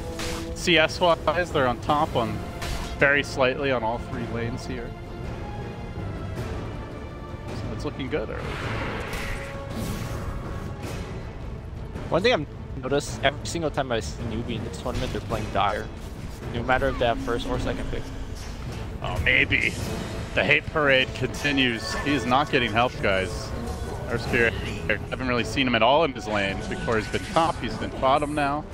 It's not really been mid. And the AA obviously not the best rotator. No defensive supports to save that Storm when he gets dove, and he is punished. This early game's going about as how you would expect for LGD, though. I think Storm Spirit and Chaos Knight, they just really don't do that much until later. Ooh, almost got Kaka. Not quite. Feels bad. Thought he might be able to stay in range for one more melee with the Oof slow, but I guess he's still a little too slow for that. No boots.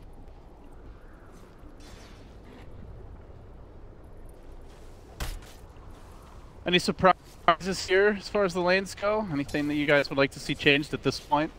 They're gonna at least get maybe level 6, but even that's not gonna be that a good deal because they are gonna have Ancient Seal. Ancient Seal, yeah. And Sccc also went for the 2.10 winning Rift, which is also gonna cause even more problems for the Storm Spirit. A very aggressive build, and part of the reason why he's died so many times in lane. No phase though, yo. Just kind of ignoring 11 for now. Letting him skip over to those camps, but Mookie's still keeping his own farm up quite healthy as they are diving KP on the bottom lane. At the tail end of that, but looks like the Reality Rift, some auto attacks, netting the kill. No support for the Void either. And meanwhile, Kaka lurking in the jungle. You see that courier tries to get away, has the bracer. Already the infused raindrop, so he's relatively tanky. Toria seems to be suspicious. I think he saw the Skyreth move into the neighborhood with the Observer Ward over yonder. It's been there for a little while. Can't find him though. Now they're going to look for the dive here, potentially. Kaka setting up, the coil comes through. Not level 6 yet on Maybe. He's pretty close. He's not going to get there in time. Down he goes. Now Sccc with Kaka as well, chasing out after Victoria. Victoria's still no boot, so they can really commit for this. KP's moving into position as well. Wants a PC out. They might die for both of them, we'll have to see.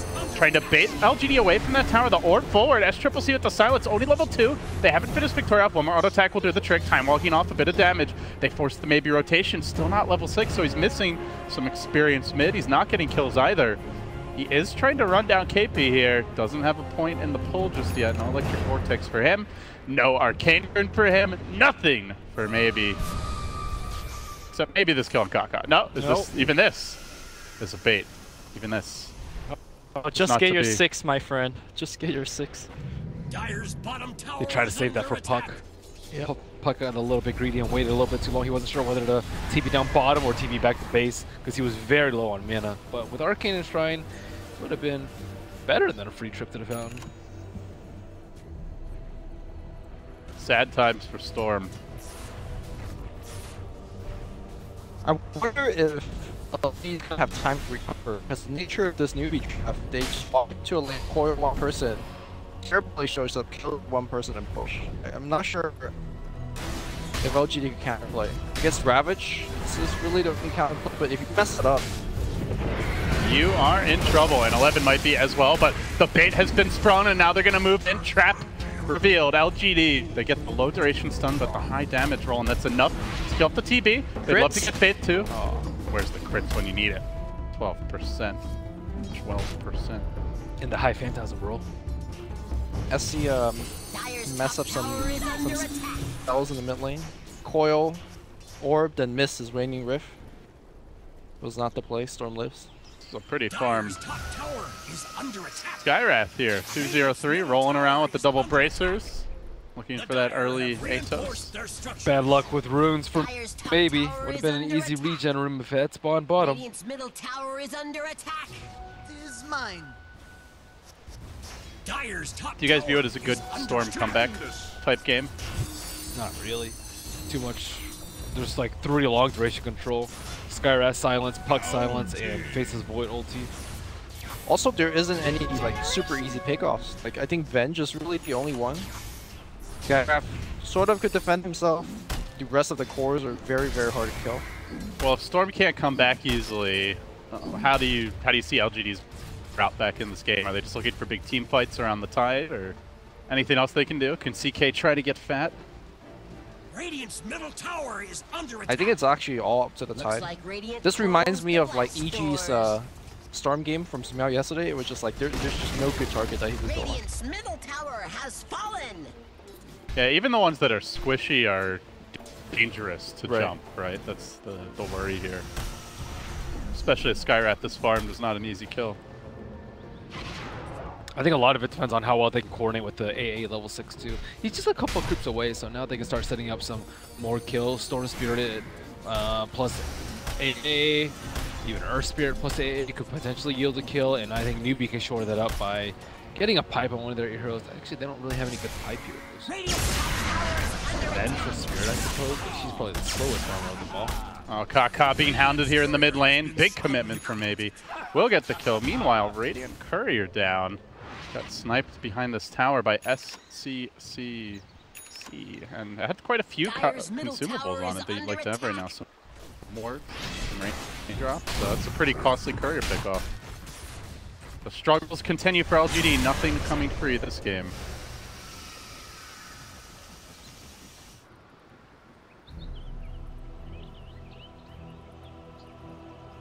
Keep on trying to adopt the SC moniker, but I just can't do it, Lumi. I gotta show all the Cs the respect they deserve. Alright. If you want it to be called SCCT or SC, he could just have his S. Yeah, exactly. You know? Alright. I feel wrong, disrespectful. One of the great mids of our era. Do you feel disrespected when people call you 2-minute smoke? Loud guy. I feel honored. Apparently he's one of the better Chinese casters I've heard. Mally speaks him. Not that Mally speaks Chinese. Make their move here on Mugi. He does somehow barely get clipped by the cold feed, and the follow-up comes through it. A little there, but now the counterplay coming with the Ravage from 11, and they try to bring this puck down. Sccc not able to get his blink off as he only has low on face. So LGD find a big team fight around the Ravage, something that he struggled with in this tournament, but now looking for a fresh opportunity. Kaka and pretty far here. The silence comes out, and Faith looking to turn this around onto Maybe. Does have the stun, but gotta get the timing here for it. Lock the magic missile. There's no mana for Mystic Flare. Up to the high ground. Kaka in danger, but he's got the move speed to get out of here. Heads to the north. Nobody there to cut him off. Kaka, I mean, a charmed life, the juice. Wait, or not over maybe yet. not. Now the Earth Spirit comes in. Well, he'll get the revenge, but still Faith is here. Is close to the mana for a stun and probably gonna take Victoria with him as Sccc exacts his revenge. And down goes old Victoria. Radiant structures are fireproof. Still, this Skyreth is being a charmed life. That double bracer. You got a lot of. Time for some fresh raindrops. Is under attack. The thing is, like, Sky is actually one of the best heroes to remove your raindrops. It's just. Radiant's bottom Are you saying tower is raindrop under for the Sky? Oh yeah, because he had some before. Radiant's bottom tower Maybe. has I think he's fallen. close enough to finishing his Atos that probably just focus on that. Atos is pretty nice to have this game, especially early. Additional control over Storm. It's not good. Faces Void needs a lot of items this game because he's actually like one of the better AoEers to deal with a potentially fat CK later in the game. Puck can deal with the Storm, and then it's up to the Void, I think, to deal with the Chaos Knight illusions. So Midas into. I see a lot of Midas being queued up. Puck is getting a Midas. Void's getting a Midas. Everybody getting a Midas. Do you like the Midas gaming? Yeah, I think he needs a lot of items. Like Midas into Mjolnir Blink, I would say. Not sure if he needs Lincoln's this game. I guess it is a little bit scary playing against Chaos Knight without a Lincoln Sphere. KB on the prowl, and he's gonna find a tasty target here. The Chaos Knight though does have his armlet active, a very tanky takedown, but doable nonetheless. Newbee unload, and they will slay the Lord of Chaos himself. It is dangerous against LGD in the very late game because CK 6 slot is very dangerous. Top getting refreshed is very dangerous. So to me, the Midas is good because you do need some levels on these heroes, but you can't go like 50, 60 minutes with those Midases, in my opinion. Find 11, and on the coil comes through. Orb as well. Goes for the TP out. Faith is there though. Cancel it. No escape for 11. Will try with the hood, but on attack damage from that double damage imbued puck is a bit too much. You know, pipe though. We never actually see mech first anymore on type. Pipe. Or just Or hood blink. into like blink or something. Hood always seems to be the first item. Stupendous. Mech just not that good anymore, or is it more pipe is just better? I guess the mech, the cost of it didn't get increased. The headrest cost change is actually, I think, pretty big for that. Also, I think Hood is just a little bit more mana efficient for these offlane heroes to be like, let's say, spamming Anchor Smash in the jungle. And of course, this game you're against Skywrath Puck, so I think between the two defensive items, Hood is the better one. Are you surprised at the lack of mech, Ben? Just in general, more so than this game. Yeah, I am. Yeah, not so much this game. Like, you just need people to survive. Like, if you get Chronoed, you generally way rather have a pipe because it gives you that innate magic resistance. And he is very likely to get Chronoed. I talked to Winter a fair amount about this matchup. Like, in theory, Faces Void pretty good versus Tidehunter because you can Chrono him and he can die from 100 to 0 without cracking shell, which is generally pretty rare. But you mentioned on the flip side, like Tidehunter can jump in if Faces Void does not get the Tidehunter Chrono, and the Tidehunter can turn around in the fight. But yeah, if you do get the Tidehunter in the fight, this is a much better item to give you a lot more passive mitigation. One of the issues LGD is encountering here is that they are just not very good at taking objectives. So, you know, while Newbee can just pop the Metamorph and out Thorblade can like siege the tower pretty safely, even the Venge. Puck are decent at, you know, hitting these towers are helping sustain the push. That is not the case for LGD unless they want to blow Phantasm, so they've been loath to do.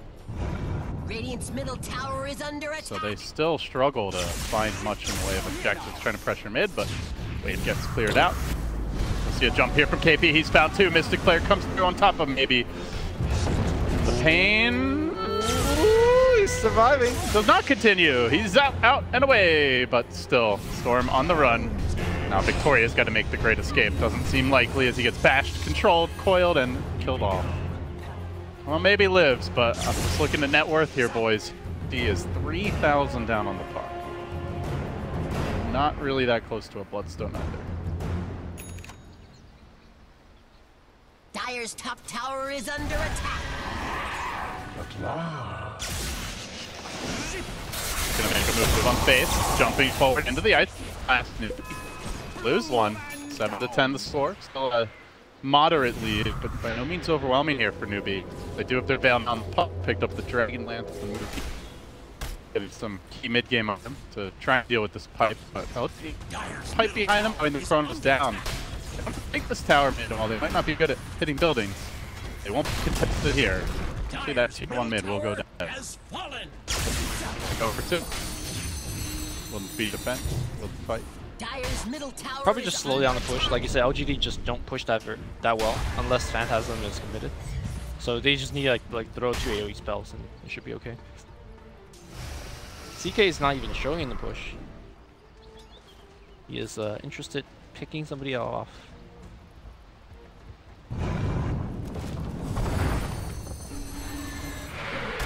If it's just a Faceless Void, though, it's pretty hard for him to get a kill down there. Storm Spirit really needs Bloodstone to be able to fight, but it might come out post 20 minutes in this game. Terrorblade actually not surprisingly farmed given his early game. He is number 3, but still lacking in any significant item. I don't see any medallions coming out yet on this side of Newbee, so doubt they can rotate anytime soon. LGD, I also don't think they have a good roach lineup at all. I'd say both are pretty dumpster tier. I think we're gonna see a lot of random smoke ganks, but overall, just both teams taking it slow and farm. Dire has 2 Midases, so I think they're favored. They're not going to be happy about this, though. If Mookie gets caught out, but he's pretty tanky. This Ice Blast needs to connect, and it will. Enough for the kill. Mookie going down again. Faith was just there to almost pop the smoke. Not quite. This is Dota, not hand grenade. Yep. Doesn't count. Right idea.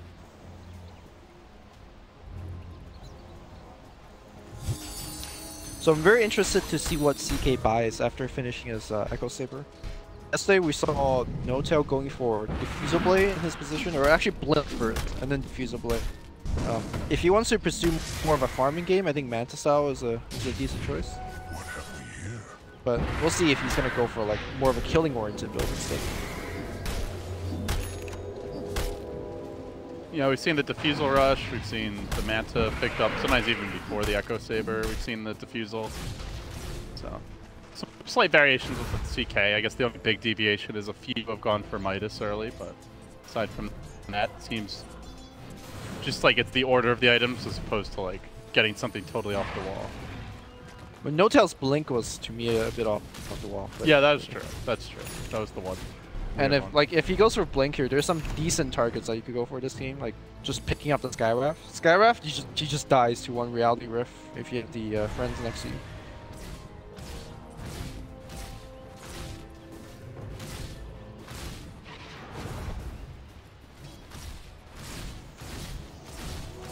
A prize.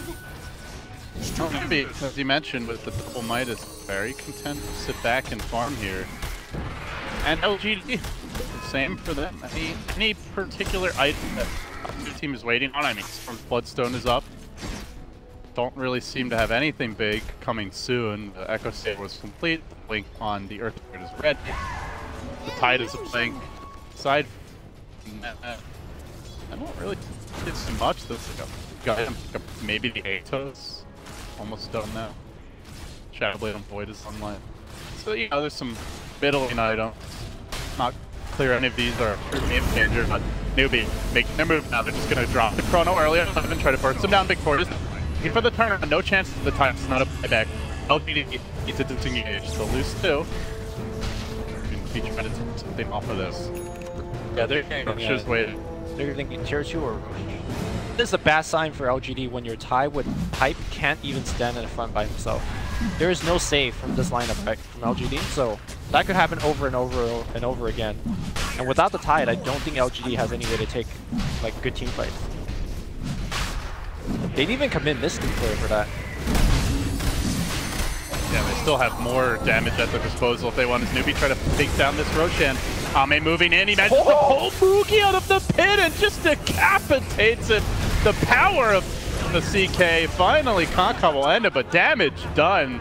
A triple kill for the Knight. And LGD stave off the Roshan attempt. It's low enough that they might try to steal it themselves. I think they will because they have Ravage backup, right? The whole thing about spending a Chrono is getting the Aegis as a payoff before the Tide comes back, but Ame SSJ3 just went in. What happened there?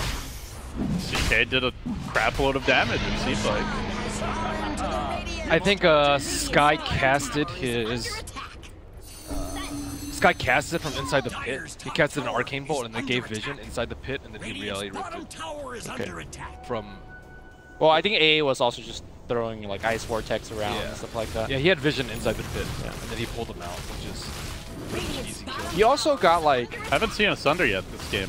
Some big crits. Nope. The Venge is supposed to be there to swap him out, but Venge is playing in a very offensive position, so unable to get the swaps up. I mean, that's pretty much what you want from the corner, right? You just kill the Tide Hunter, it doesn't get any spells off, and then you go on from there, but they still need to save some sort of AoE from the back line, and they're still pretty weak. Again, no Vlads, because Shadow Faceless Void went for the Shadow Blade instead.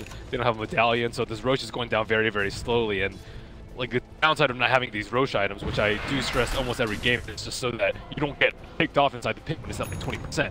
You're stuck in a terrible position. You're at like half health, and then if you leave Roche, and you keep fighting, you might die and lose Roche. And the importance of having these Roche items is to not put you in this compromising position. You either take down to 20% way faster, or you have to sustain so that if they fight you, you're in fighting shape. And you don't have to go to the Try and back off. Try was up for them, but they just couldn't the pit. Well, LGD now, just like that, their first lead of the game, about 24 minutes in. They had Bloodstone Storm, 2 extra charges, Aegis online, and Maybe is on the move. He's got Yao by his side. They might better jump this pocket. Triple C. Oh, he does blink back still, maybe there to cut him off. In comes the whole LGD gang squad, and they pound him down. I don't think they've actually done enough damage in the early game. Like Moogie talked and joked a lot about the conversion rate yesterday, but this game he actually hasn't been able to do that much. They've taken down 2 towers this game, and he also didn't go for Manta first. I think going for Manta first is a pretty big deal because they have 2 very long, they have the Earth Spirit silence, which is very, very long, and a Seeking Stun. He needs to be able to get out of there. Even Cold Beats, like, pretty important. He killed him the one time on top where they smoked and killed him inside the neutrals. And having a way out of these so that you can actually cast Sunder without having to get babysat by your bunch of spears is a big deal in these fights. I think getting off Sunder is just a game changer for a lot of these. Newbee playing into this tower. Good stun on 11, lost position now. Picking up the Chrono, they can hit a person now. Mystic Clear coming through. The Void auto attacks, they get the kill. That's more like it for Newbee. Now trying to move on to that Storm, but remember, he does have Aegis. He's got 4 extra Bloodstone charges. This Storm is doing a decent amount of damage with the Magnetize coming through. Victoria commits. On round 2, though, there's the Sunder from Moogie. If they can get a stun off on Maybe, he's in a lot of trouble. Hard-hitting, fast-hitting Terrorblade brings him low, doesn't finish him off. Will have to retreat in the end. Almost killed him, but not quite. Now KP on the run. He'll be chased down, but does have the Shadow Blade to get back to safety. Does he dare go back in? Vengeful Spirit casting that Urn on him, MVP. The Storm Spirit had a regen on him and got popped because of the Urn. They'd be able to get a lot more. Yeah, so, you can see it's a very fragile game. Like Newbee, if there's no Aegis there, they crush that fight. Yep. Also, it's so important for Terrorblade to get his Manta ASAP. That last fight, he was looking for a good Thunder the whole time. Couldn't get one off because all the good opportunities that he had, he was silenced. Ended up Thundering the Venge, which caused Faith to die earlier as well.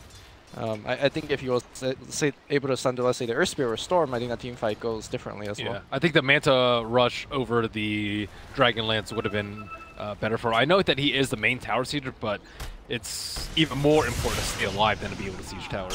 But you know, there's a little bit of hindsight talk there. Big commitment for Maybe. Wants a piece of faith. Boulder Smash actually not going to connect because Maybe pulled him back too far. Still, though, that last auto attack with the overload damage secures the kill, and LGD march forward. And TD not going for the early Mansa, and not even going for now. It's back off the KD after the Dragon hits. I think BKB is fine though, so He'll have a soul for this Orchid. yeah. Storm is just... The other big thing about, regardless of BKB or Mansa, is whether he gets hit by the Ice Blast or not. That is going to pressure his timing to use Thunder. I don't know, it feels like a very rough game for Nerf. I can see him getting grabbed to die before any spell comes up. GG very confident here, moving on to the high ground, forcing out the glow. They are fighting their way into the Chrono fresh BKB on Moogie. They enough? also still have Phantasm up. Yeah, I'm surprised they're going to start it off with the Chrono. They did not catch 11 though. Makes the fight hard. The Ravage comes from the far side of that Chronosphere. 11 looking to turn things around. The Storm still relatively healthy. Maybe engages forward. Can't bring down KP though. Time walks up the damage. Great swap by Fade to keep him alive. And now LGD are on their heels yet to get a kill. Down to CK, down to Earth Spirit, and moving backwards as Sccc. Eul Scepter cooling down. Needs to lock down Yao here with the Bell. The auto attacks. They get 3. They didn't even lock down the tie. I think Omni got too greedy by not using his Phantasm. Like, they can basically use Phantasm, and if they don't feel safe enough, back off with the main team and allow your illusions to hit. He also he never got his BKB off either. Well, that's because they also didn't have sentries inside the fight. I think there was a multitude of things that went wrong.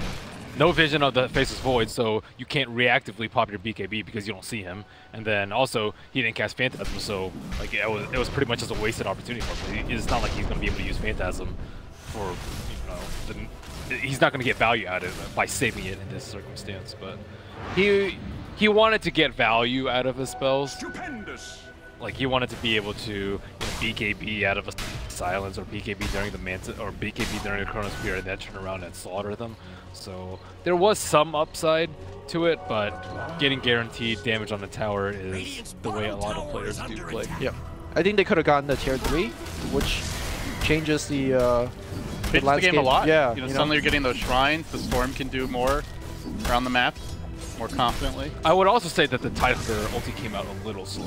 Like Skyrise still got both his spells off. He got the Silence and the Mystic Flare off on the CK before the Ravage came out. I think if only one gets off, CK can pop his BKB. There was like a half second of hesitation.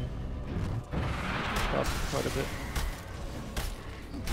All right, back in 4th game after that fight. The nearly 8K gold swing that LGD have worked for is virtually eradicated. Now back down to just about even. I don't even think he had his armlet on when he got chronoed. I'm not sure. I was like checking his. I was like looking at him, expecting him to cast Phantasm. I'm pretty sure he didn't have armlet on too. Probably not that huge of a deal, but still something small. That little bit of extra HP can help a lot during chrono. Yeah, they're still not prepared with. Oh wait. They do have a set of sentries. 1 sentry on Yao. Maybe does have a lot of charges. He's 19 right now. And he has his BKB completed too. And next road is going to be very, very soon for them. Radiant's bottom tower is under attack. For Newbee.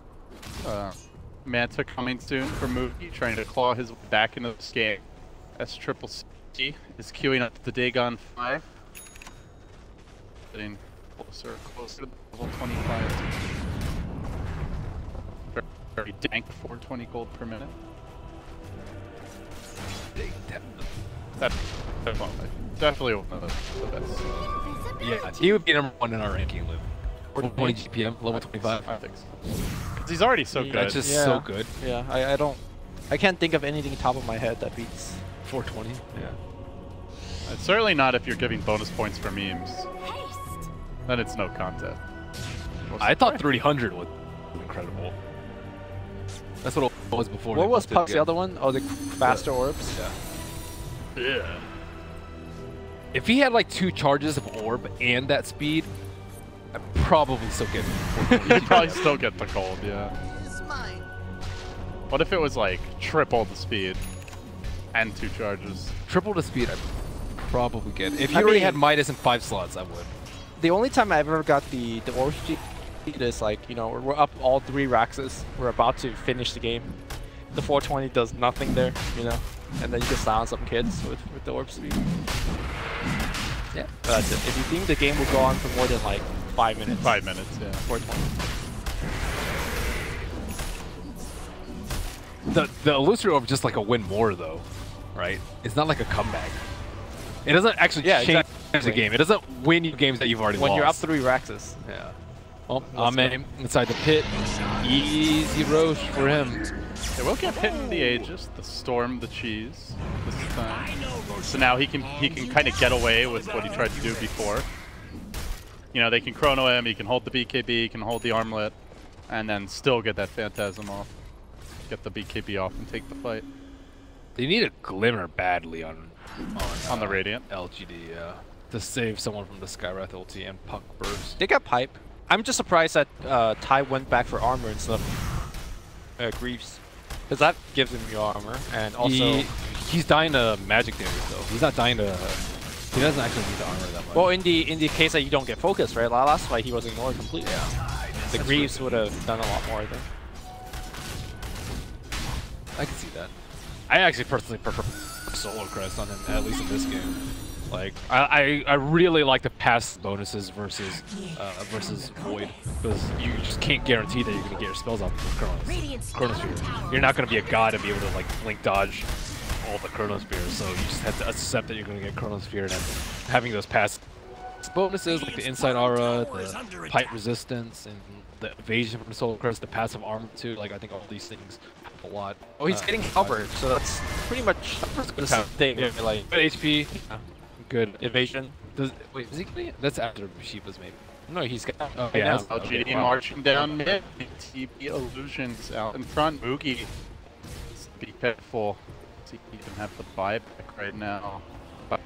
Buyback is available. Fix is nearby. Also in position to skank. It's revealed. And they'll jump in. Only putting the bench here. Still another blood touch for maybe. Easy for him. That's something now. Has not died since he got 8 kills. Are they going to swing bottom and Phantasm for that tower? That's probably the play. Let's see if Ame uses Phantasm this time. He probably should. Just Armlet, Phantasm as you go up the hill. Seems reasonable, right? Right? Alright. Hit the building. Ty sits in the front. Think about your tower, Cape. He's going to go in for a pretty early Chronosphere here. The Ice Blast coming through. The Chaos Knight just cleaving everybody, though. And now they didn't even manage to kill off 11. The Ravage on top of it. That might just be game. They've got buybacks, but there's no Chrono for this next fight. And LGD say, screw it, man. Straight onto the tier 4s, just like that. LGD delivers again. Newbee might have been the favorites coming in, but LGD bringing the pain train. This game slipped away from Newbee. Too many pickoffs, too many bad fights. That one Roach engagement, pretty catastrophic. I think it was just the one Roach engagement. Like, had they not had the double Midas, if they had a Vlad on Void and, I don't know, a Dagon on Puck. Or, you know, a Medallion or something. Sure. Yep. I also really like the way that 11 played this game. It looked dumb that he just like died to a lot of Chronos and was just out there, but he didn't really get like multiple man Chronosphere all that much. He was in the position where you either chrono him or you get destroyed by the Ravage. Right. And most of the time they chrono him, and then this last particular fight they chrono him and they got destroyed by the Ravage, which is just when it becomes GG. But he got to like half HP during that chrono. I mean, they hesitated even going on him like halfway through it. Yeah. And the CK just started killing everyone. Well, the problem is the Skywrath just got killed before he threw out his spell. Like CK just reality rift on Kaka. That was it. Had he got off his spells, I think the time might have Ame going in. Deep dive from him. Pops the BKB, but very low here. Armlet toggle. Walk away. Leave it for the team, and maybe obliges 26 Bloodstone charges and still rising. Plus 14 total on the game for him. We'll finish off that melee. Now we'll see the rotation, I imagine, onto mid. LGD just occupying the Newbee base. There's a Chrono ready for whatever good that'll do. I mean, ideally, you're getting the Cast Knight as well as the Tide in this next fight, but the problem is Ame. Now it's a Reaver in the backpack, continues to get more farm, still holds the Aegis. Phantasm cooling down soon. Doesn't even seem to need it to kill all these buildings. This Cape makes the move. Chrono committed now. It's going to hold his own Terrorblade. Plays Cape. May have just cost Moogie his life BKB. Thunder, he survived. Now man against Ame. Can he get the kill he went once, but can he do it a second time? Real question. AA on the run. Newbee committing for him. Will kill him off. A stays alive. Very difficult to bring down a second time, and will start to make his retreat. Storm, maybe. By once. Back in the fight instantly now and hunting for KP. He's got dust. As the dust, he can pack KP down. I know, having the dust. Just like having a thought to fly the dust. Alright, now this is 5,000 health. Good luck. Good luck. GG. See that heart and they call it. They actually didn't play that well around the Terrorblade. I kept looking at the net worth, and it was only like 1 or 2,000 in favor of Newbee, despite them having a pretty good early game. They shut down the Storm pretty hard, and I thought that they shut down their heroes pretty hard, but they were still keeping up in farm despite being down in kills. And CK and Tide and Storm, all three of their cores got a fair amount of items, and they positioned themselves accordingly. One Midas too many, or do you think it's more like trying to force the Roche and getting the Midases? The latter, I would say. Okay. I think it's fine to go 2 Midas, but if you lose a Roche fight because of it, you either shouldn't have gotten the Midas or you shouldn't have gotten.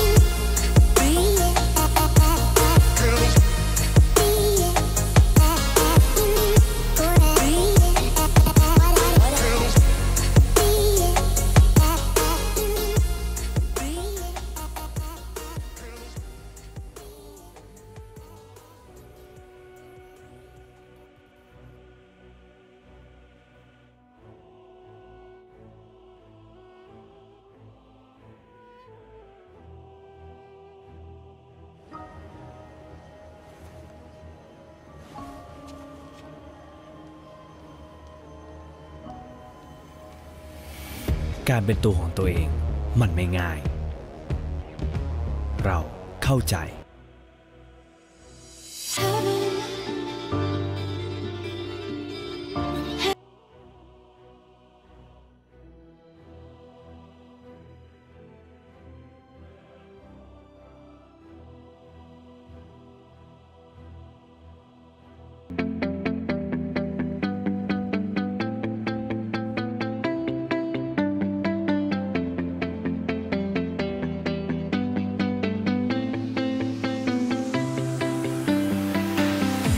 I see the light inside you, brighter than the skies.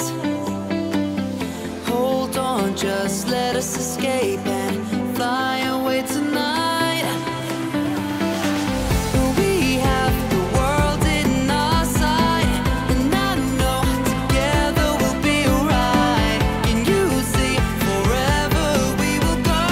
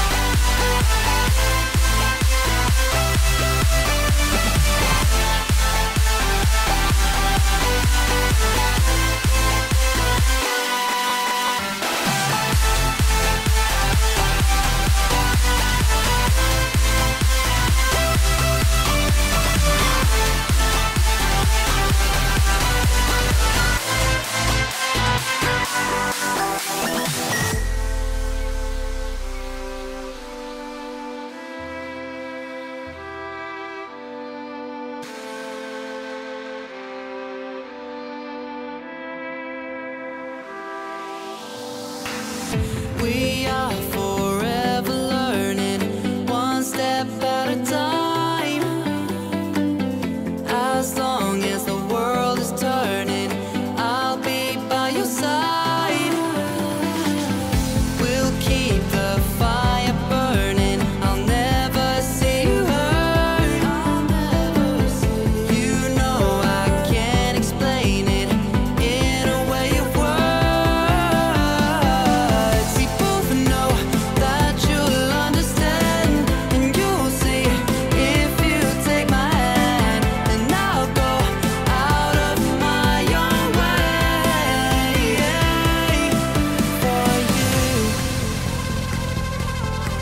for you.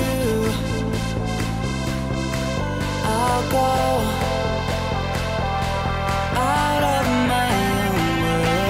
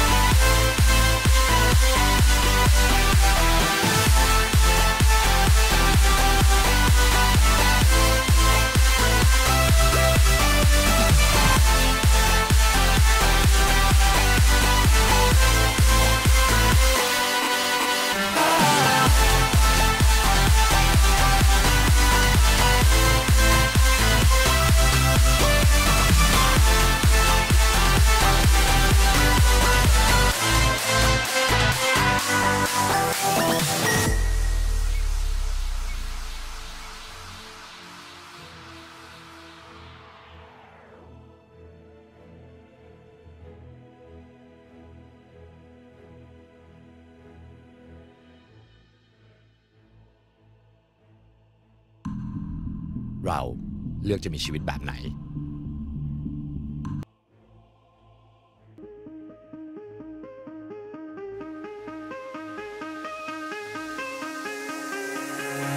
Give me reasons to doubt, try to keep me down, but I'll put the flame out, you can't get to me. Throw your sticks and your stones, go break all of my bones. You won't ache my soul, you can't get to me. And there is no barricade that I can tear away. Shoot me down, but fire away, away. But I'm a heavyweight. I'm a heavyweight. I'm a heavyweight.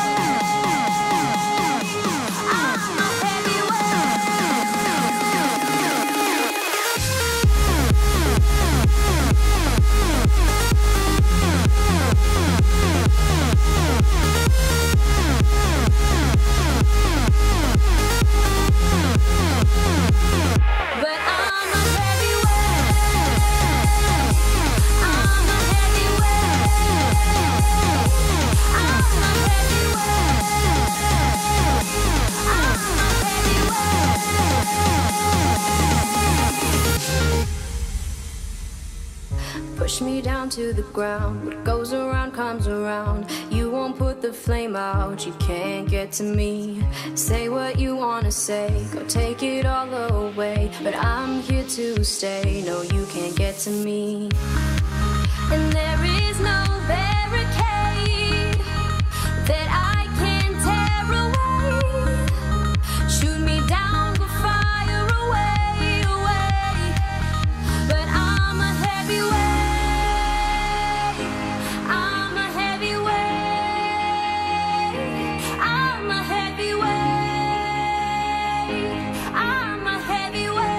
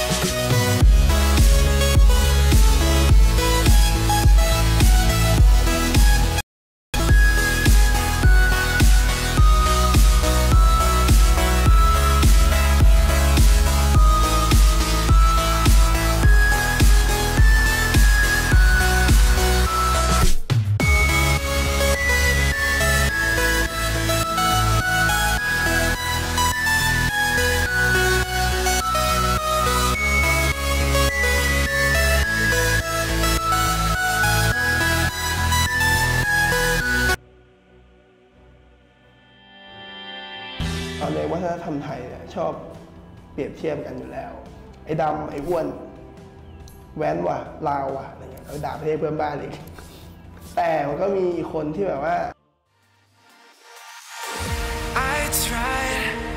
I tried to fight alone 'cause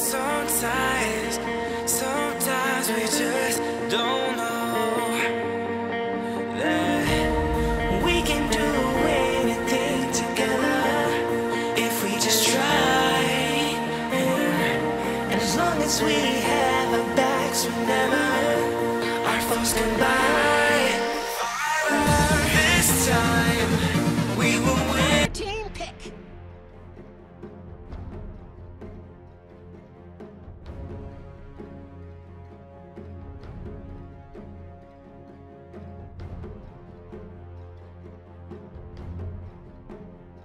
Ten seconds remaining. Ladies and gentlemen, welcome back. It is time for the Titans of Hot Sauce, LGD, to take on Newbee here. Direct TI invites. Down 0-1 though in the best of 3. Can they battle back, or will it be an all LGD affair in the grand finals with LFY waiting? What do you think?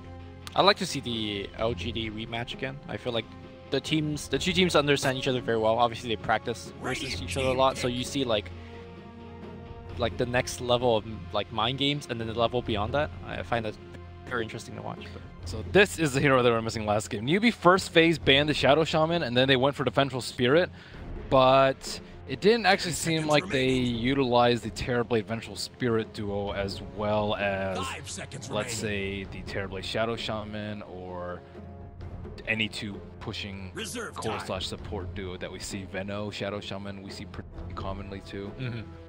So, yeah, they weren't able to group up and take towers down and kind of let LGD bully them around after that Roche pit disaster. I think versus Shaman-based lineups, you want a range core that builds into a Dragon Lance that just could sit in the front and tank Or Phantom Lancer. Or Phantom Lancer. The hero I had in mind was actually like Medusa. Just Medusa's pretty good. Hit wards if they go and use Stone Gaze. And then you kill the wards, and suddenly Shaman is a very, very underpowered hero in that sense. But we'll see how LGD play versus the Shaman. LGD do go for that Shaker pick pretty early, so some, good deep push, obviously not good against the wards in particular. Shaker definitely a hero that's had a lot of success this event. Curious to see what they combo with. They go right into the Warlock grab. So, team fight overwhelming. Has anybody here had the LGD hot sauce? No. Nope. Do we know anyone who's had it? Probably Jack. Probably Jack. I'm curious if it's 10 good. seconds remaining. Is that actually a hot sauce? It's called hot sauce, I believe. 5 seconds I remaining. thought they just made like sauce. Yeah. Oh, is it just sauce? I thought it might be like soy sauce. I don't know. Chili sauce? Chili sauce. It's not. Oh. Can I like Google image it? Chili sauce. It's weird not seeing it on something Dota related. Oh, this is a chili sauce. Is this? I mean, I haven't had this exact brand, but this sauce I have had before. This is very common. That sauce is mediocre. What is your favorite hot sauce? Dave Insanity. Really? Yeah. Just because of the raw hotness factor? Yep. Why don't you just like eat like a ghost pepper straight then? Because then I cry. Yeah. Okay. 5 seconds remaining. Yep, that's it. No, that's it, Lumi. That is the stuff. Lumi, do you have a high tolerance for spice? Yeah. When I was growing up, whenever I eat hot stuff, my stomach hurts. So digestion problems. Yeah. Now I don't get that anymore, but I've never built up the tolerance. So now I'm a wuss when it comes to hot sauce. You struggled with those atomic yesterday. Yeah. Atomic wings. Yeah. Blew you up. Now that's why I kept coughing after I had the atomic wing.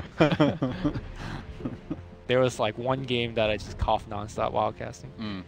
I'm so sorry. It's okay, it toughens you up. Yep. I think my spice tolerance has increased a lot since, like over the last 2-3 years. Ben keeps on encouraging me to eat spicy food whenever we do eat together. It's supposed to curb your appetite, so there are some health benefits. Yeah. Does it make you eat less? Yeah. That's what curbing your appetite. Clearly, I need more appetite curbing, but I wasn't gonna say that. Everyone needs a little bit of appetite. I mean, for me, it just makes me drink like 8 cups of water to the 1 serving of meal I'm eating, so it curbs my appetite. But in a different way. But not your enthusiasm, I would hope. I guess. Alright. Puck versus ES is a double-edged sword. It's if you can find the ES, it's good, but Earthshaker is notoriously good at blowing up a puck. Yep. Lincolns, Yules, these items do not help you when you get slammed on. Now even just a slam, like when the fissure. To fissure you out of fog, and you're like, well, I'm dead. Nope. Unless you get the magic resistance talent. And the HP. Does he have an HP talent? Yes, he does. 10 seconds remaining. It's like 175 health versus like 8. It seems like that is the norm of the talents that are. What I usually see like int and damage. No, like in general, right? Like people, when there's a health talent on a hero, they tend to gravitate to grab it. 10 seconds I wonder if remaining. health talent overall will get a nerf across the board. I don't 5 think so. seconds remaining. By the way, totally unrelated to this match, but it sounds like there's a lot of trolls in the chat. Our mid one just hit 10k, so... Is that true? We now have 2 10k players, Abed and mid one, both of them hailing from the Southeast Asian region. Mm-hmm. No other region has produced a 10k player to date. The rise of Southeast Asia begins. First, the Dota MMR boards, next the world. Impressive. Congratulations. Who will be the third? Or better yet, perhaps, who will be the first 11k 10 player? seconds remaining. I mean, I think a lot of players have the capability of hitting 10k. It's just whether they care about that, because there's a lot of time commitment for something like that, right? It's not like you get an award or money, yeah, or a tournament win or a tournament invite for hitting 10k. I saw Phil, you know, the EG manager, Phil, for those who don't know, made a tweet that, you know, rather than putting up prize money, Valve should put up an MMR prize for the All-Star match, and then the teams would actually try, you know, 500 MMR to each of the winning players. That's actually pretty funny. I think there are some who probably care more about that than the money, or at least would find it easier to earn the money than the MMR. But yeah, anyway, back to the draft here. We got LGD grabbing the Earth Spirit, so they've got the double ES strat. Newbee did ban the Chaos Knight, so respecting the power of that hero after what it did to them last time around. Are they gonna Veno them? This is a Mugi Veno game? Veno might be somewhat too squishy versus something like Earth Spirit. Too squishy? Veno squishy. Veno squishy? You think? Veno is a squishy hero, but he just builds super tanky. Early on, you roll onto him. He's a. But do you really want to? It's like hard to pressure Veno early, right? Because he's so annoying with the wards. 5 seconds remaining. Well, they tried out the Skywrath for Kaka last game. Didn't work out for them. They've gotten really far in the tournament off his tanking, I would say. So why not give it to him? Oh wait, yeah. Why not give it to him every game? I think he's one of the few heroes you can give to your position for every single game in every draft and not regret it. There's not that many heroes like that. Dire team pick. And apparently Shadow Shaman for position 5s is almost reaching that status, at least for a healthy number of teams. LGD do snag up the Sven. Maybe. All right, it's a Veno game. Go. It's a Veno. Okay, it's definitely. Yeah. You see the Sven? It's a Veno. The ward strat. You just scale the Sven. Suddenly he just. Sad panda. What am I doing in my life?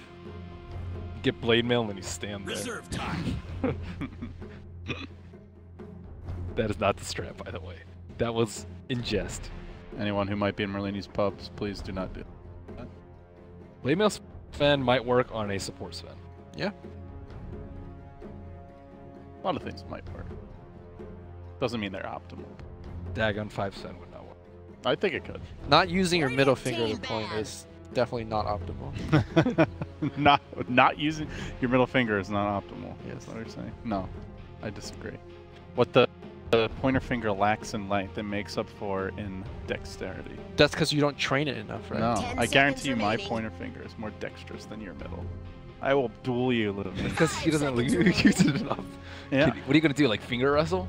I don't know. Like anything. arm wrestling? You come up with the obstacle. I mean, dexterity is not about wrestling. Is more about strength, right? Dexterity is about being able to, I don't know, tie knots or or right, hand-eye coordination and point. All I'm saying, Lumi, is size is not everything. Okay. Sure. So Newbee did go for Invoker as their last pick when they had the Rasa Veno duel. 5 seconds remaining. Basically, the Invoker, his job in that push was like, oh, you see, you coming onto my wards, EMP Tornado, Meteor. There we go. There we go. Exact same strat. So they're gonna dump the Forge Spirits, plop down the Serpent Wards, start to lay in the Plague Wards, and LGD are not good at killing any of those things. Who's a good mid? PL? No. Okay, Storm Spirit. Okay. I'm all board of the Newbee train for this one. So I think LGD could win. It's just that they have to like smoke wrap around. If you let Serpent Wards get to drop on your high ground, and there's 2 Forge Spirit and there's 2 Plague Wards, you just lose. I think even if they win, they still lose. They're still playing versus Veno.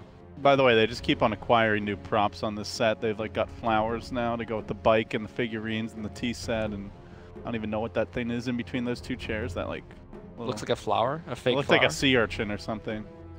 Hey, that's a nice table. Yeah. Didn't see any legs. Sea urchin. And then you have our table. Not so nice. We got this. Look at this. Yes. Some Twilight Zone. And they move. You know? Yeah. Ooh, very spooky. 10 seconds remaining. Very wow prop. Very wow prop. Yes. That's hard to say. He's not even trying to speak English. It's hard to say. Wow worthy prop. Wow worthy prop. All right. So everyone liking Newbee here? Yeah. Easy game 3 coming up. I think LGD could win, but they have to play so much better. Yeah. I think Newbee's draft is very easy to execute. The quote-unquote soft spot in this draft is Puck, because he might get like gimped. But if Earth Spirit constantly roams to help the other lane, I think Puck should do fine against Warlock Sven. Sven drafted though as a counter to Shadow Shaman, so that might actually be something to explore if this game does go successfully for LGD. You just like Warcry, ignore the ward, and just screw everyone else. Like, or you could kill the ward if you want. Well, yeah, they just kill you. So I think killing them is better because you have to take the wards. I agree with you in the 1v1 between Shen and Sven, but I think the Invoker makes that harder. You walk in, you get Tornado impede, and suddenly you get Ice Wall up too. I don't like that. Warcry also get the Tornado. Yeah. Alright. But he's gonna have and you can't Tornado all 5 heroes. Yeah, you can. I've seen this is you top this man. He's not 10k yet. He's not 10k. Therefore, true. Confirmed. I'm actually gonna check leaderboard. All right, he's unsocketed, or rather unfilled cape here. Yeah, he's garbage. All right, no chance. Confirmed. Give me China.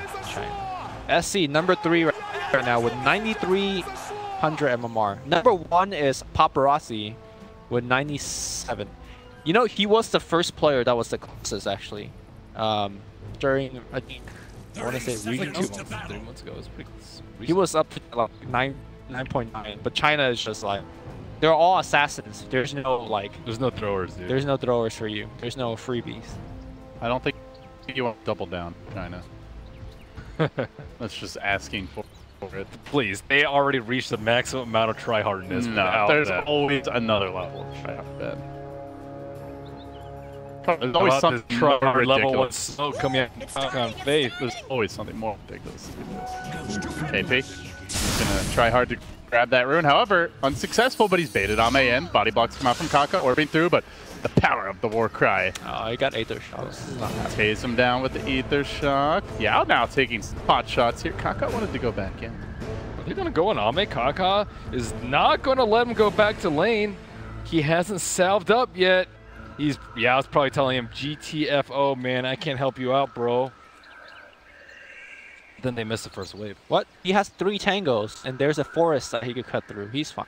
Well, then you've won the lane anyway. What? Kaka has boots, dude. Kaka's gonna stun. He goes back right now. Dude.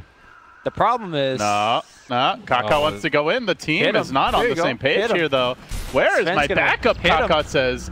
Where's my backup? Gets the heal, still holding on to that stun, and now the orb Tase, easy take. And they might even go for you here as well. Looks like they got the Sven back. What'd I tell you? The dude has Warcry level 1, it was a cooldown. Yeah. for the Warcraft level 1, he did get it off like right before he got on the first time around, which was very important. Well, he could have easily gone back to the tier 2, but yeah, he got cocky. Yeah, you could just just get a TP and somebody was being a bad teammate, yelling at him. I wonder if Yao and Ame were actually like back and forth each other. I'm pretty sure Yao's like, dude, I can't help you, you're gonna die. And then Ame's like, typical carry player. It's like, I'm fine, I am God. And then once he dies, like, where were you? Why are you helping me? That dude, the level of Warcry. It's not enough. They just keep on ether shocking him down. That 140 level 1. I take back what I said about ether shock. You doubt it. Dude, the level 1 is ridiculous. Yes. 140 value point. Although I think they would get the kill first time around. And like, the mana cost is a lot lower than it used to be. Yeah. 95. Like compared to Shackle level 1, that costs 140, man. Like you use 2 of those, you're donezo. Shaman actually is like his problem now is all spells are good. You know, sometimes we've seen games where people even skip the hex early, just level up those shackles repeatedly. Used to be. I think hex is actually his used to be you would skip shackles or get 1 point in it most games. Hex is the best leader. Yeah, but early on, yeah, it's awful. Short-sighted comment. Expect better of you. I mean, I try to finish my statement, but you two are rude. Very good at interrupting you and yes. trying to make you look bad. It's only because we love you, Lemmy. I like Shadow Shaman's flavor text on his hex. What is it? Rasta often ended performances by turning himself into a chicken. Now the humiliation is shared on the hex spell. Okay. Oh, on the spell. I was looking at his cousin. I'm surprised it actually says Rasta on the flavor text. Yeah, dude. Dota 1 names. Yeah, that's still alive. That's where it is. This is kind of kinky. Mid lane, Shackle straight up. Oh, Courier came in. Newbee. They want the maybe kill. Maybe is getting hated on pretty hard here in the laning stage. It's okay. We saw what happened last game. He's not going to have time to do what happened last game. Like, if Newbee hits their timing, we're going to see towers drop fast. So Rasta's master was slain in the Bleeding Hills. Shackles is meant as a self-defense incantation. How does that make sense? He puts himself in harm's way when he's shackling. Well, it's in a true 1v1, right? It's a Dota's a 5v5 game loop. Yeah, but in his lore, he's just 1v1, some kid. Well, clearly, the rigors of his prep, or rather, his preparation did not prepare him for the rigors of Dota. That's just saying. Ooh, the good old Orb of Venom puck.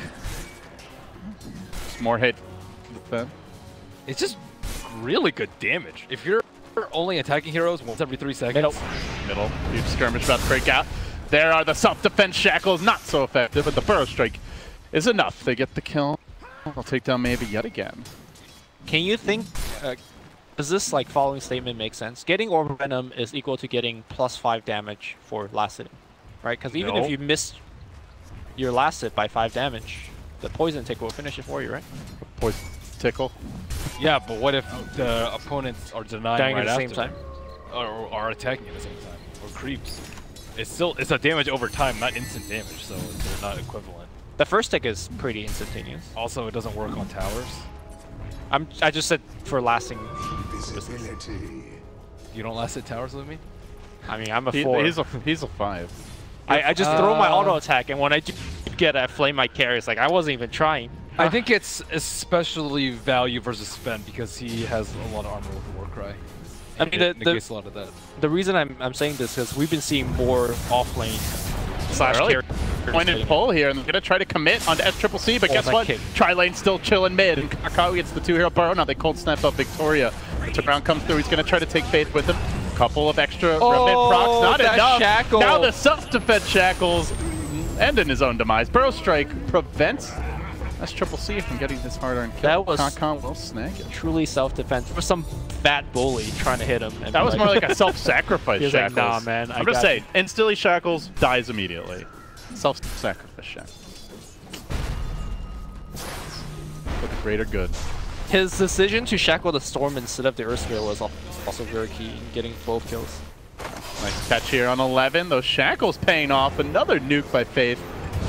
You know, this reminds me a lot. Oh, as Victoria looks for the turnaround. Shackle coming back in, but the shackle got Faith holding it down. Another tase.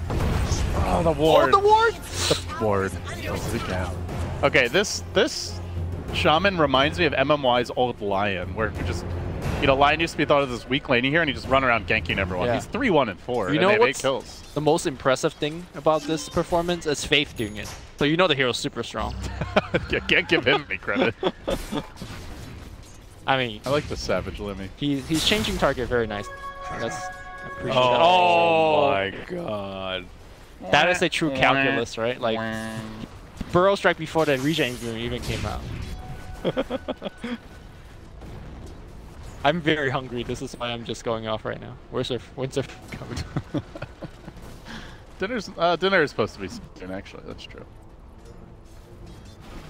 We always shaft with the food. They save all the good stuff for the night shift. And our fries are always cold and soggy. I know. Feels better. I'm sure they're eating like kings and queens over at MD. Probably soup dumplings there. Chalangba. The Chinese after parties are the best. They just take you to like hot pot. I personally prefer that than drinking till my stomach bursts. Have you ever drank it till your stomach bursts? That's a favorite speech, LD. I'm not sure if you have that where you grew up. Oh, you got me there.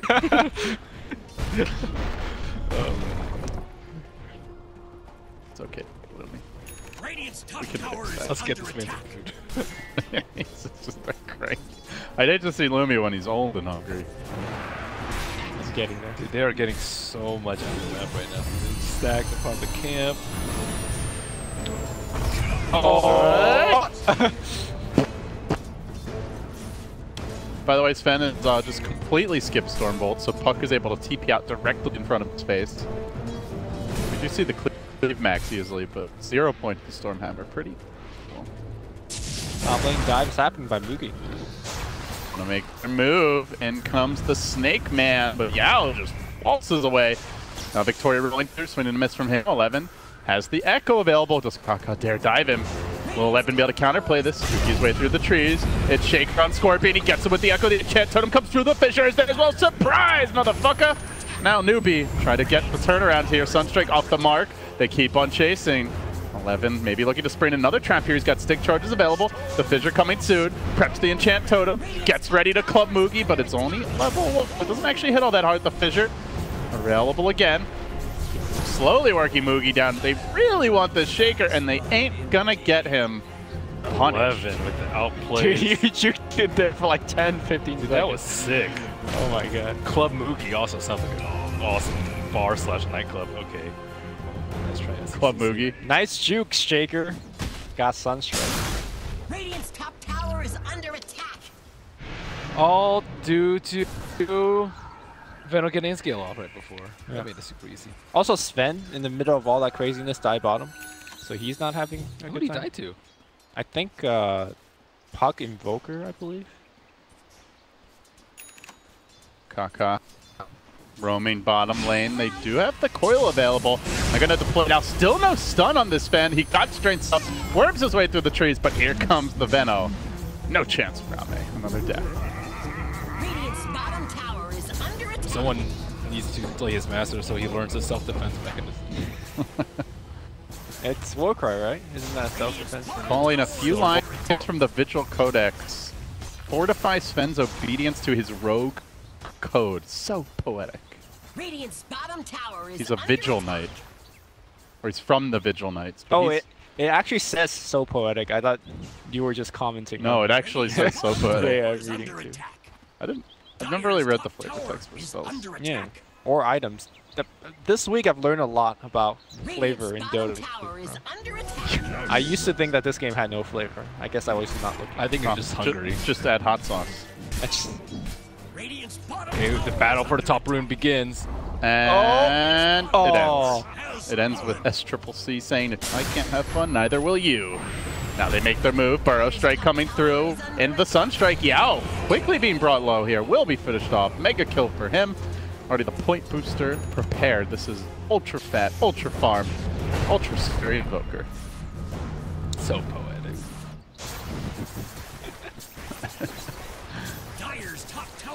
is under Okay, attack. let's forget about Venno here. He's from the GD Isle. The GD Isle. Yep. He's got the poison. No, available. Stick charges online. He gets off that nasty toxin of the GD Isle, but Victoria already TPing out. Barely able to dodge that Sunstrike. They've got the Serpent Wards now, though, so let the pushing shenanigans commence. Did he not have his veil there? He just completed it. Tower is under attack. Well, that's two T1s falling quickly. Faith doesn't even have to expend his. Oh, he's going for Medallion first again. That's the play. That's the play. That's what screwed them over last game. Top tower has fallen. He's learning. He's evolving. Invoker spell descriptions are a bit weak. Tarek's Descent of Fire. So begins a new age of knowledge. They had to make more for him than for any other hero, though. So you can understand. Oh, did they run out of words? Yeah. They've got a very small budget. Valve is short on budget. The ward on wards on wards with Force Spirit. This is disgusting. What do we want to call this? You know, we had the old Zoo strat. This is something more sinister. The ward strat just doesn't have the oomph. What about the phallics? The phallic strat? Yeah. Are these phallic to you? A little bit, yeah. I mean, look at them. Go. You mean like phalanx? No, I mean phallic. You mean phallic. Phalanx is... Phalanx. It's, you know, organized. Charging forward spirits, right? Isn't that what a phalanx is? It was a formation used by the Romans against the barbarians primarily. Evolving shields and spirits, right? Yeah. Dude, KP has a Soul Ring. This is one of the most unusual puck builds I've seen, but it's pretty appropriate for this game, I would say. And he's not going for Midas first. Oh, going for a kill. Oh, style. Juke this. Inefficient though, he didn't use the Soul Ring. It's okay. He'll use it for the next wave. It's okay, he has Blink now. Garbage player. They can just go roach with the next Shadow Shaman Wards. I don't really see anything stopping them. He will sadly for Meow. He is able to farm a fair amount of Ancients, but doesn't really mean that much to Newbee.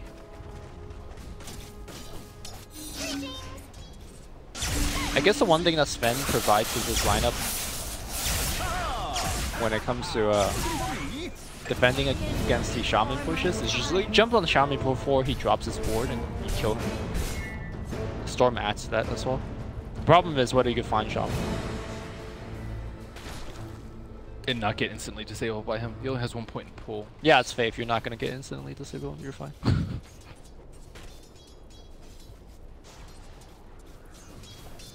Oh, Moogie's taking up residence in the Radiant Ancients.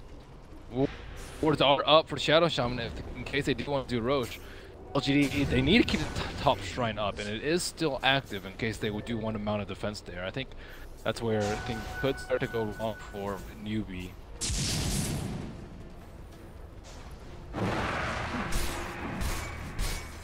LGD just trying to hang on here, down 6k already. Actually, looks like it's closing in on 7. Okay, Wards dropped again on bottom lane. So. And the conversion rate is very high. Well, they might go for a kill on top. KP. Nope.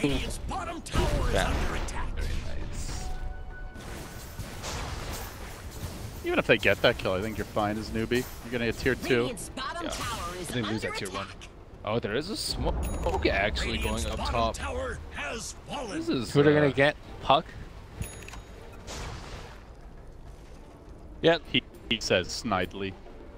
Watching the Soul Ring on Puck playing out actually makes a lot of sense because he's essentially all his job is just constantly get the wave push out because his team is pushing elsewhere, and having essentially infinite mana for that is very nice. Dire's top tower is under attack. They bring in the Vigil Knight.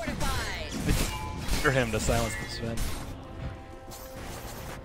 That's, I mean, if you're fast enough. Oh, and the skin. Dire's top tower is under attack. Right now, Venno is like setting up wards for tier 3, so you're fine. okay dragging this time. I still think it's the right for LGD to play on this side of the map. Second, that T2's inconsequential because they need rotation control. So I think this Roche will allow Starsphere to get back in the game. He almost has his Bloodstone, and he can start accruing Bloodstone charges just like last game, but without it, I just foresee him dying very many times. 11 does the Blink Dagger. He could be going for KB right here. Risky though, as Newbee's in position, they do make the move on the puck. Boulder Smash big commitment from the 7, they'll get the kill. Now Fate looking to turn things around, and what was supposed to be a self-defense mechanism gets him killed, quickly falling. Shaman down, but the turnaround coming through as Sccc and Kaka on the case. Yao, TP out, he'll make it. For 2, they hold the tower. Where was it? Maybe. Radiant's middle tower is Farming his Bloodstone. I think he was walking there, and then the fight just ended. He could have maybe killed the Venom before he got his ulti off, if you were there, but a pretty decent echo by Earthshaker. Max Aftershock too, had enough stun lock.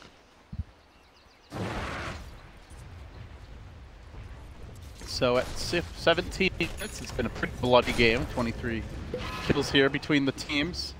All the key items have largely come online for Newbee. They've got their Blink Daggers on their initiators, the Ags, the Invoker, and their key levels now. Could go for the Roche with the medallion picked up on the Shaman. It seems like Newbee have ambitions for that Aegis. They'll move Faith, and the Pit will plop down the ward. They get to work. Do LGD dare contest? No Warlock Golem. Now no Magnetize and no Echo Slam either. They've dropped that sentry so good D-ward. Not even skip, man. Earthshaker going in on top. Oh, he got coiled. They'd be looking for the turn up. Blake's out, breaks the coil. The orb comes through, not going to connect though. Miwa on the bottom lane. The real action looks like breaking out as LGD are on the run. Kaka burrowing through, trying to lock down Yao. Warlock's tanky though. He turns back, dodging away from the Boulder Smash still. The Earthshaker hiding, and another Sunstrike, another connection as Sccc is on fire. Finds an additional kill. They're going to try to deal with 11 here as he looks to retreat. Blinking forward, silence from KP. Orbing over the top. Oh, he did the backpack trick on Blink. So what I'm taking, but a bit of damage. That's fine. He yet that backpack. But KP on the orb hits him.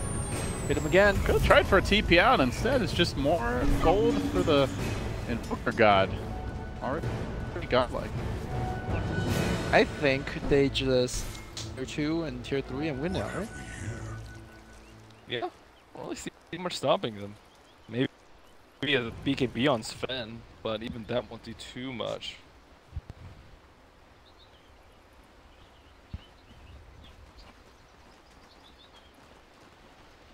Well, Stormfighting has Bloodstone. They just need to win one big fight and then they can actually start fighting. Right now they're just getting clobbered everywhere and not really any avenue for them to come back when they're just getting picked off left, right, and center.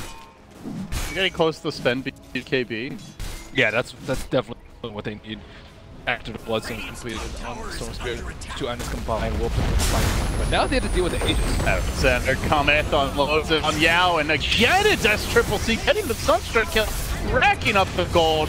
Shaman to the rescue here, trying to turn the fight around. That Storm is fine though, gets his first Bloodstone bonus charge of the game. Faith really does not want to use his Sword bonus charge. 11 thinks about this is bad if he goes down. Trying to back again. Trying to juke. He dealt with those MP coming through. He does blink away. KP shoots towards 11 though. Trying to lock him down. Meanwhile, Storm finds an opening, looking for the Bloodstone charges, trying to deal with Fate, but has to protect the Hex. Will end up making out not so lucky as a Shaker as 11 eventually will fall. Some cute tricks are dealt with, and Newbee now looking for this tier 2 mid. They'll take it as well, advancing their lead 20-8. The big thing for that mid fight is that they've never had to drop that Serpent Ward, so they just need to heal back up. Then with the Aegis, they go again. Go for high ground. Yeah. Warlock ult is back up though, so that is the one danger that they have to calculate. But it should be fine, I think.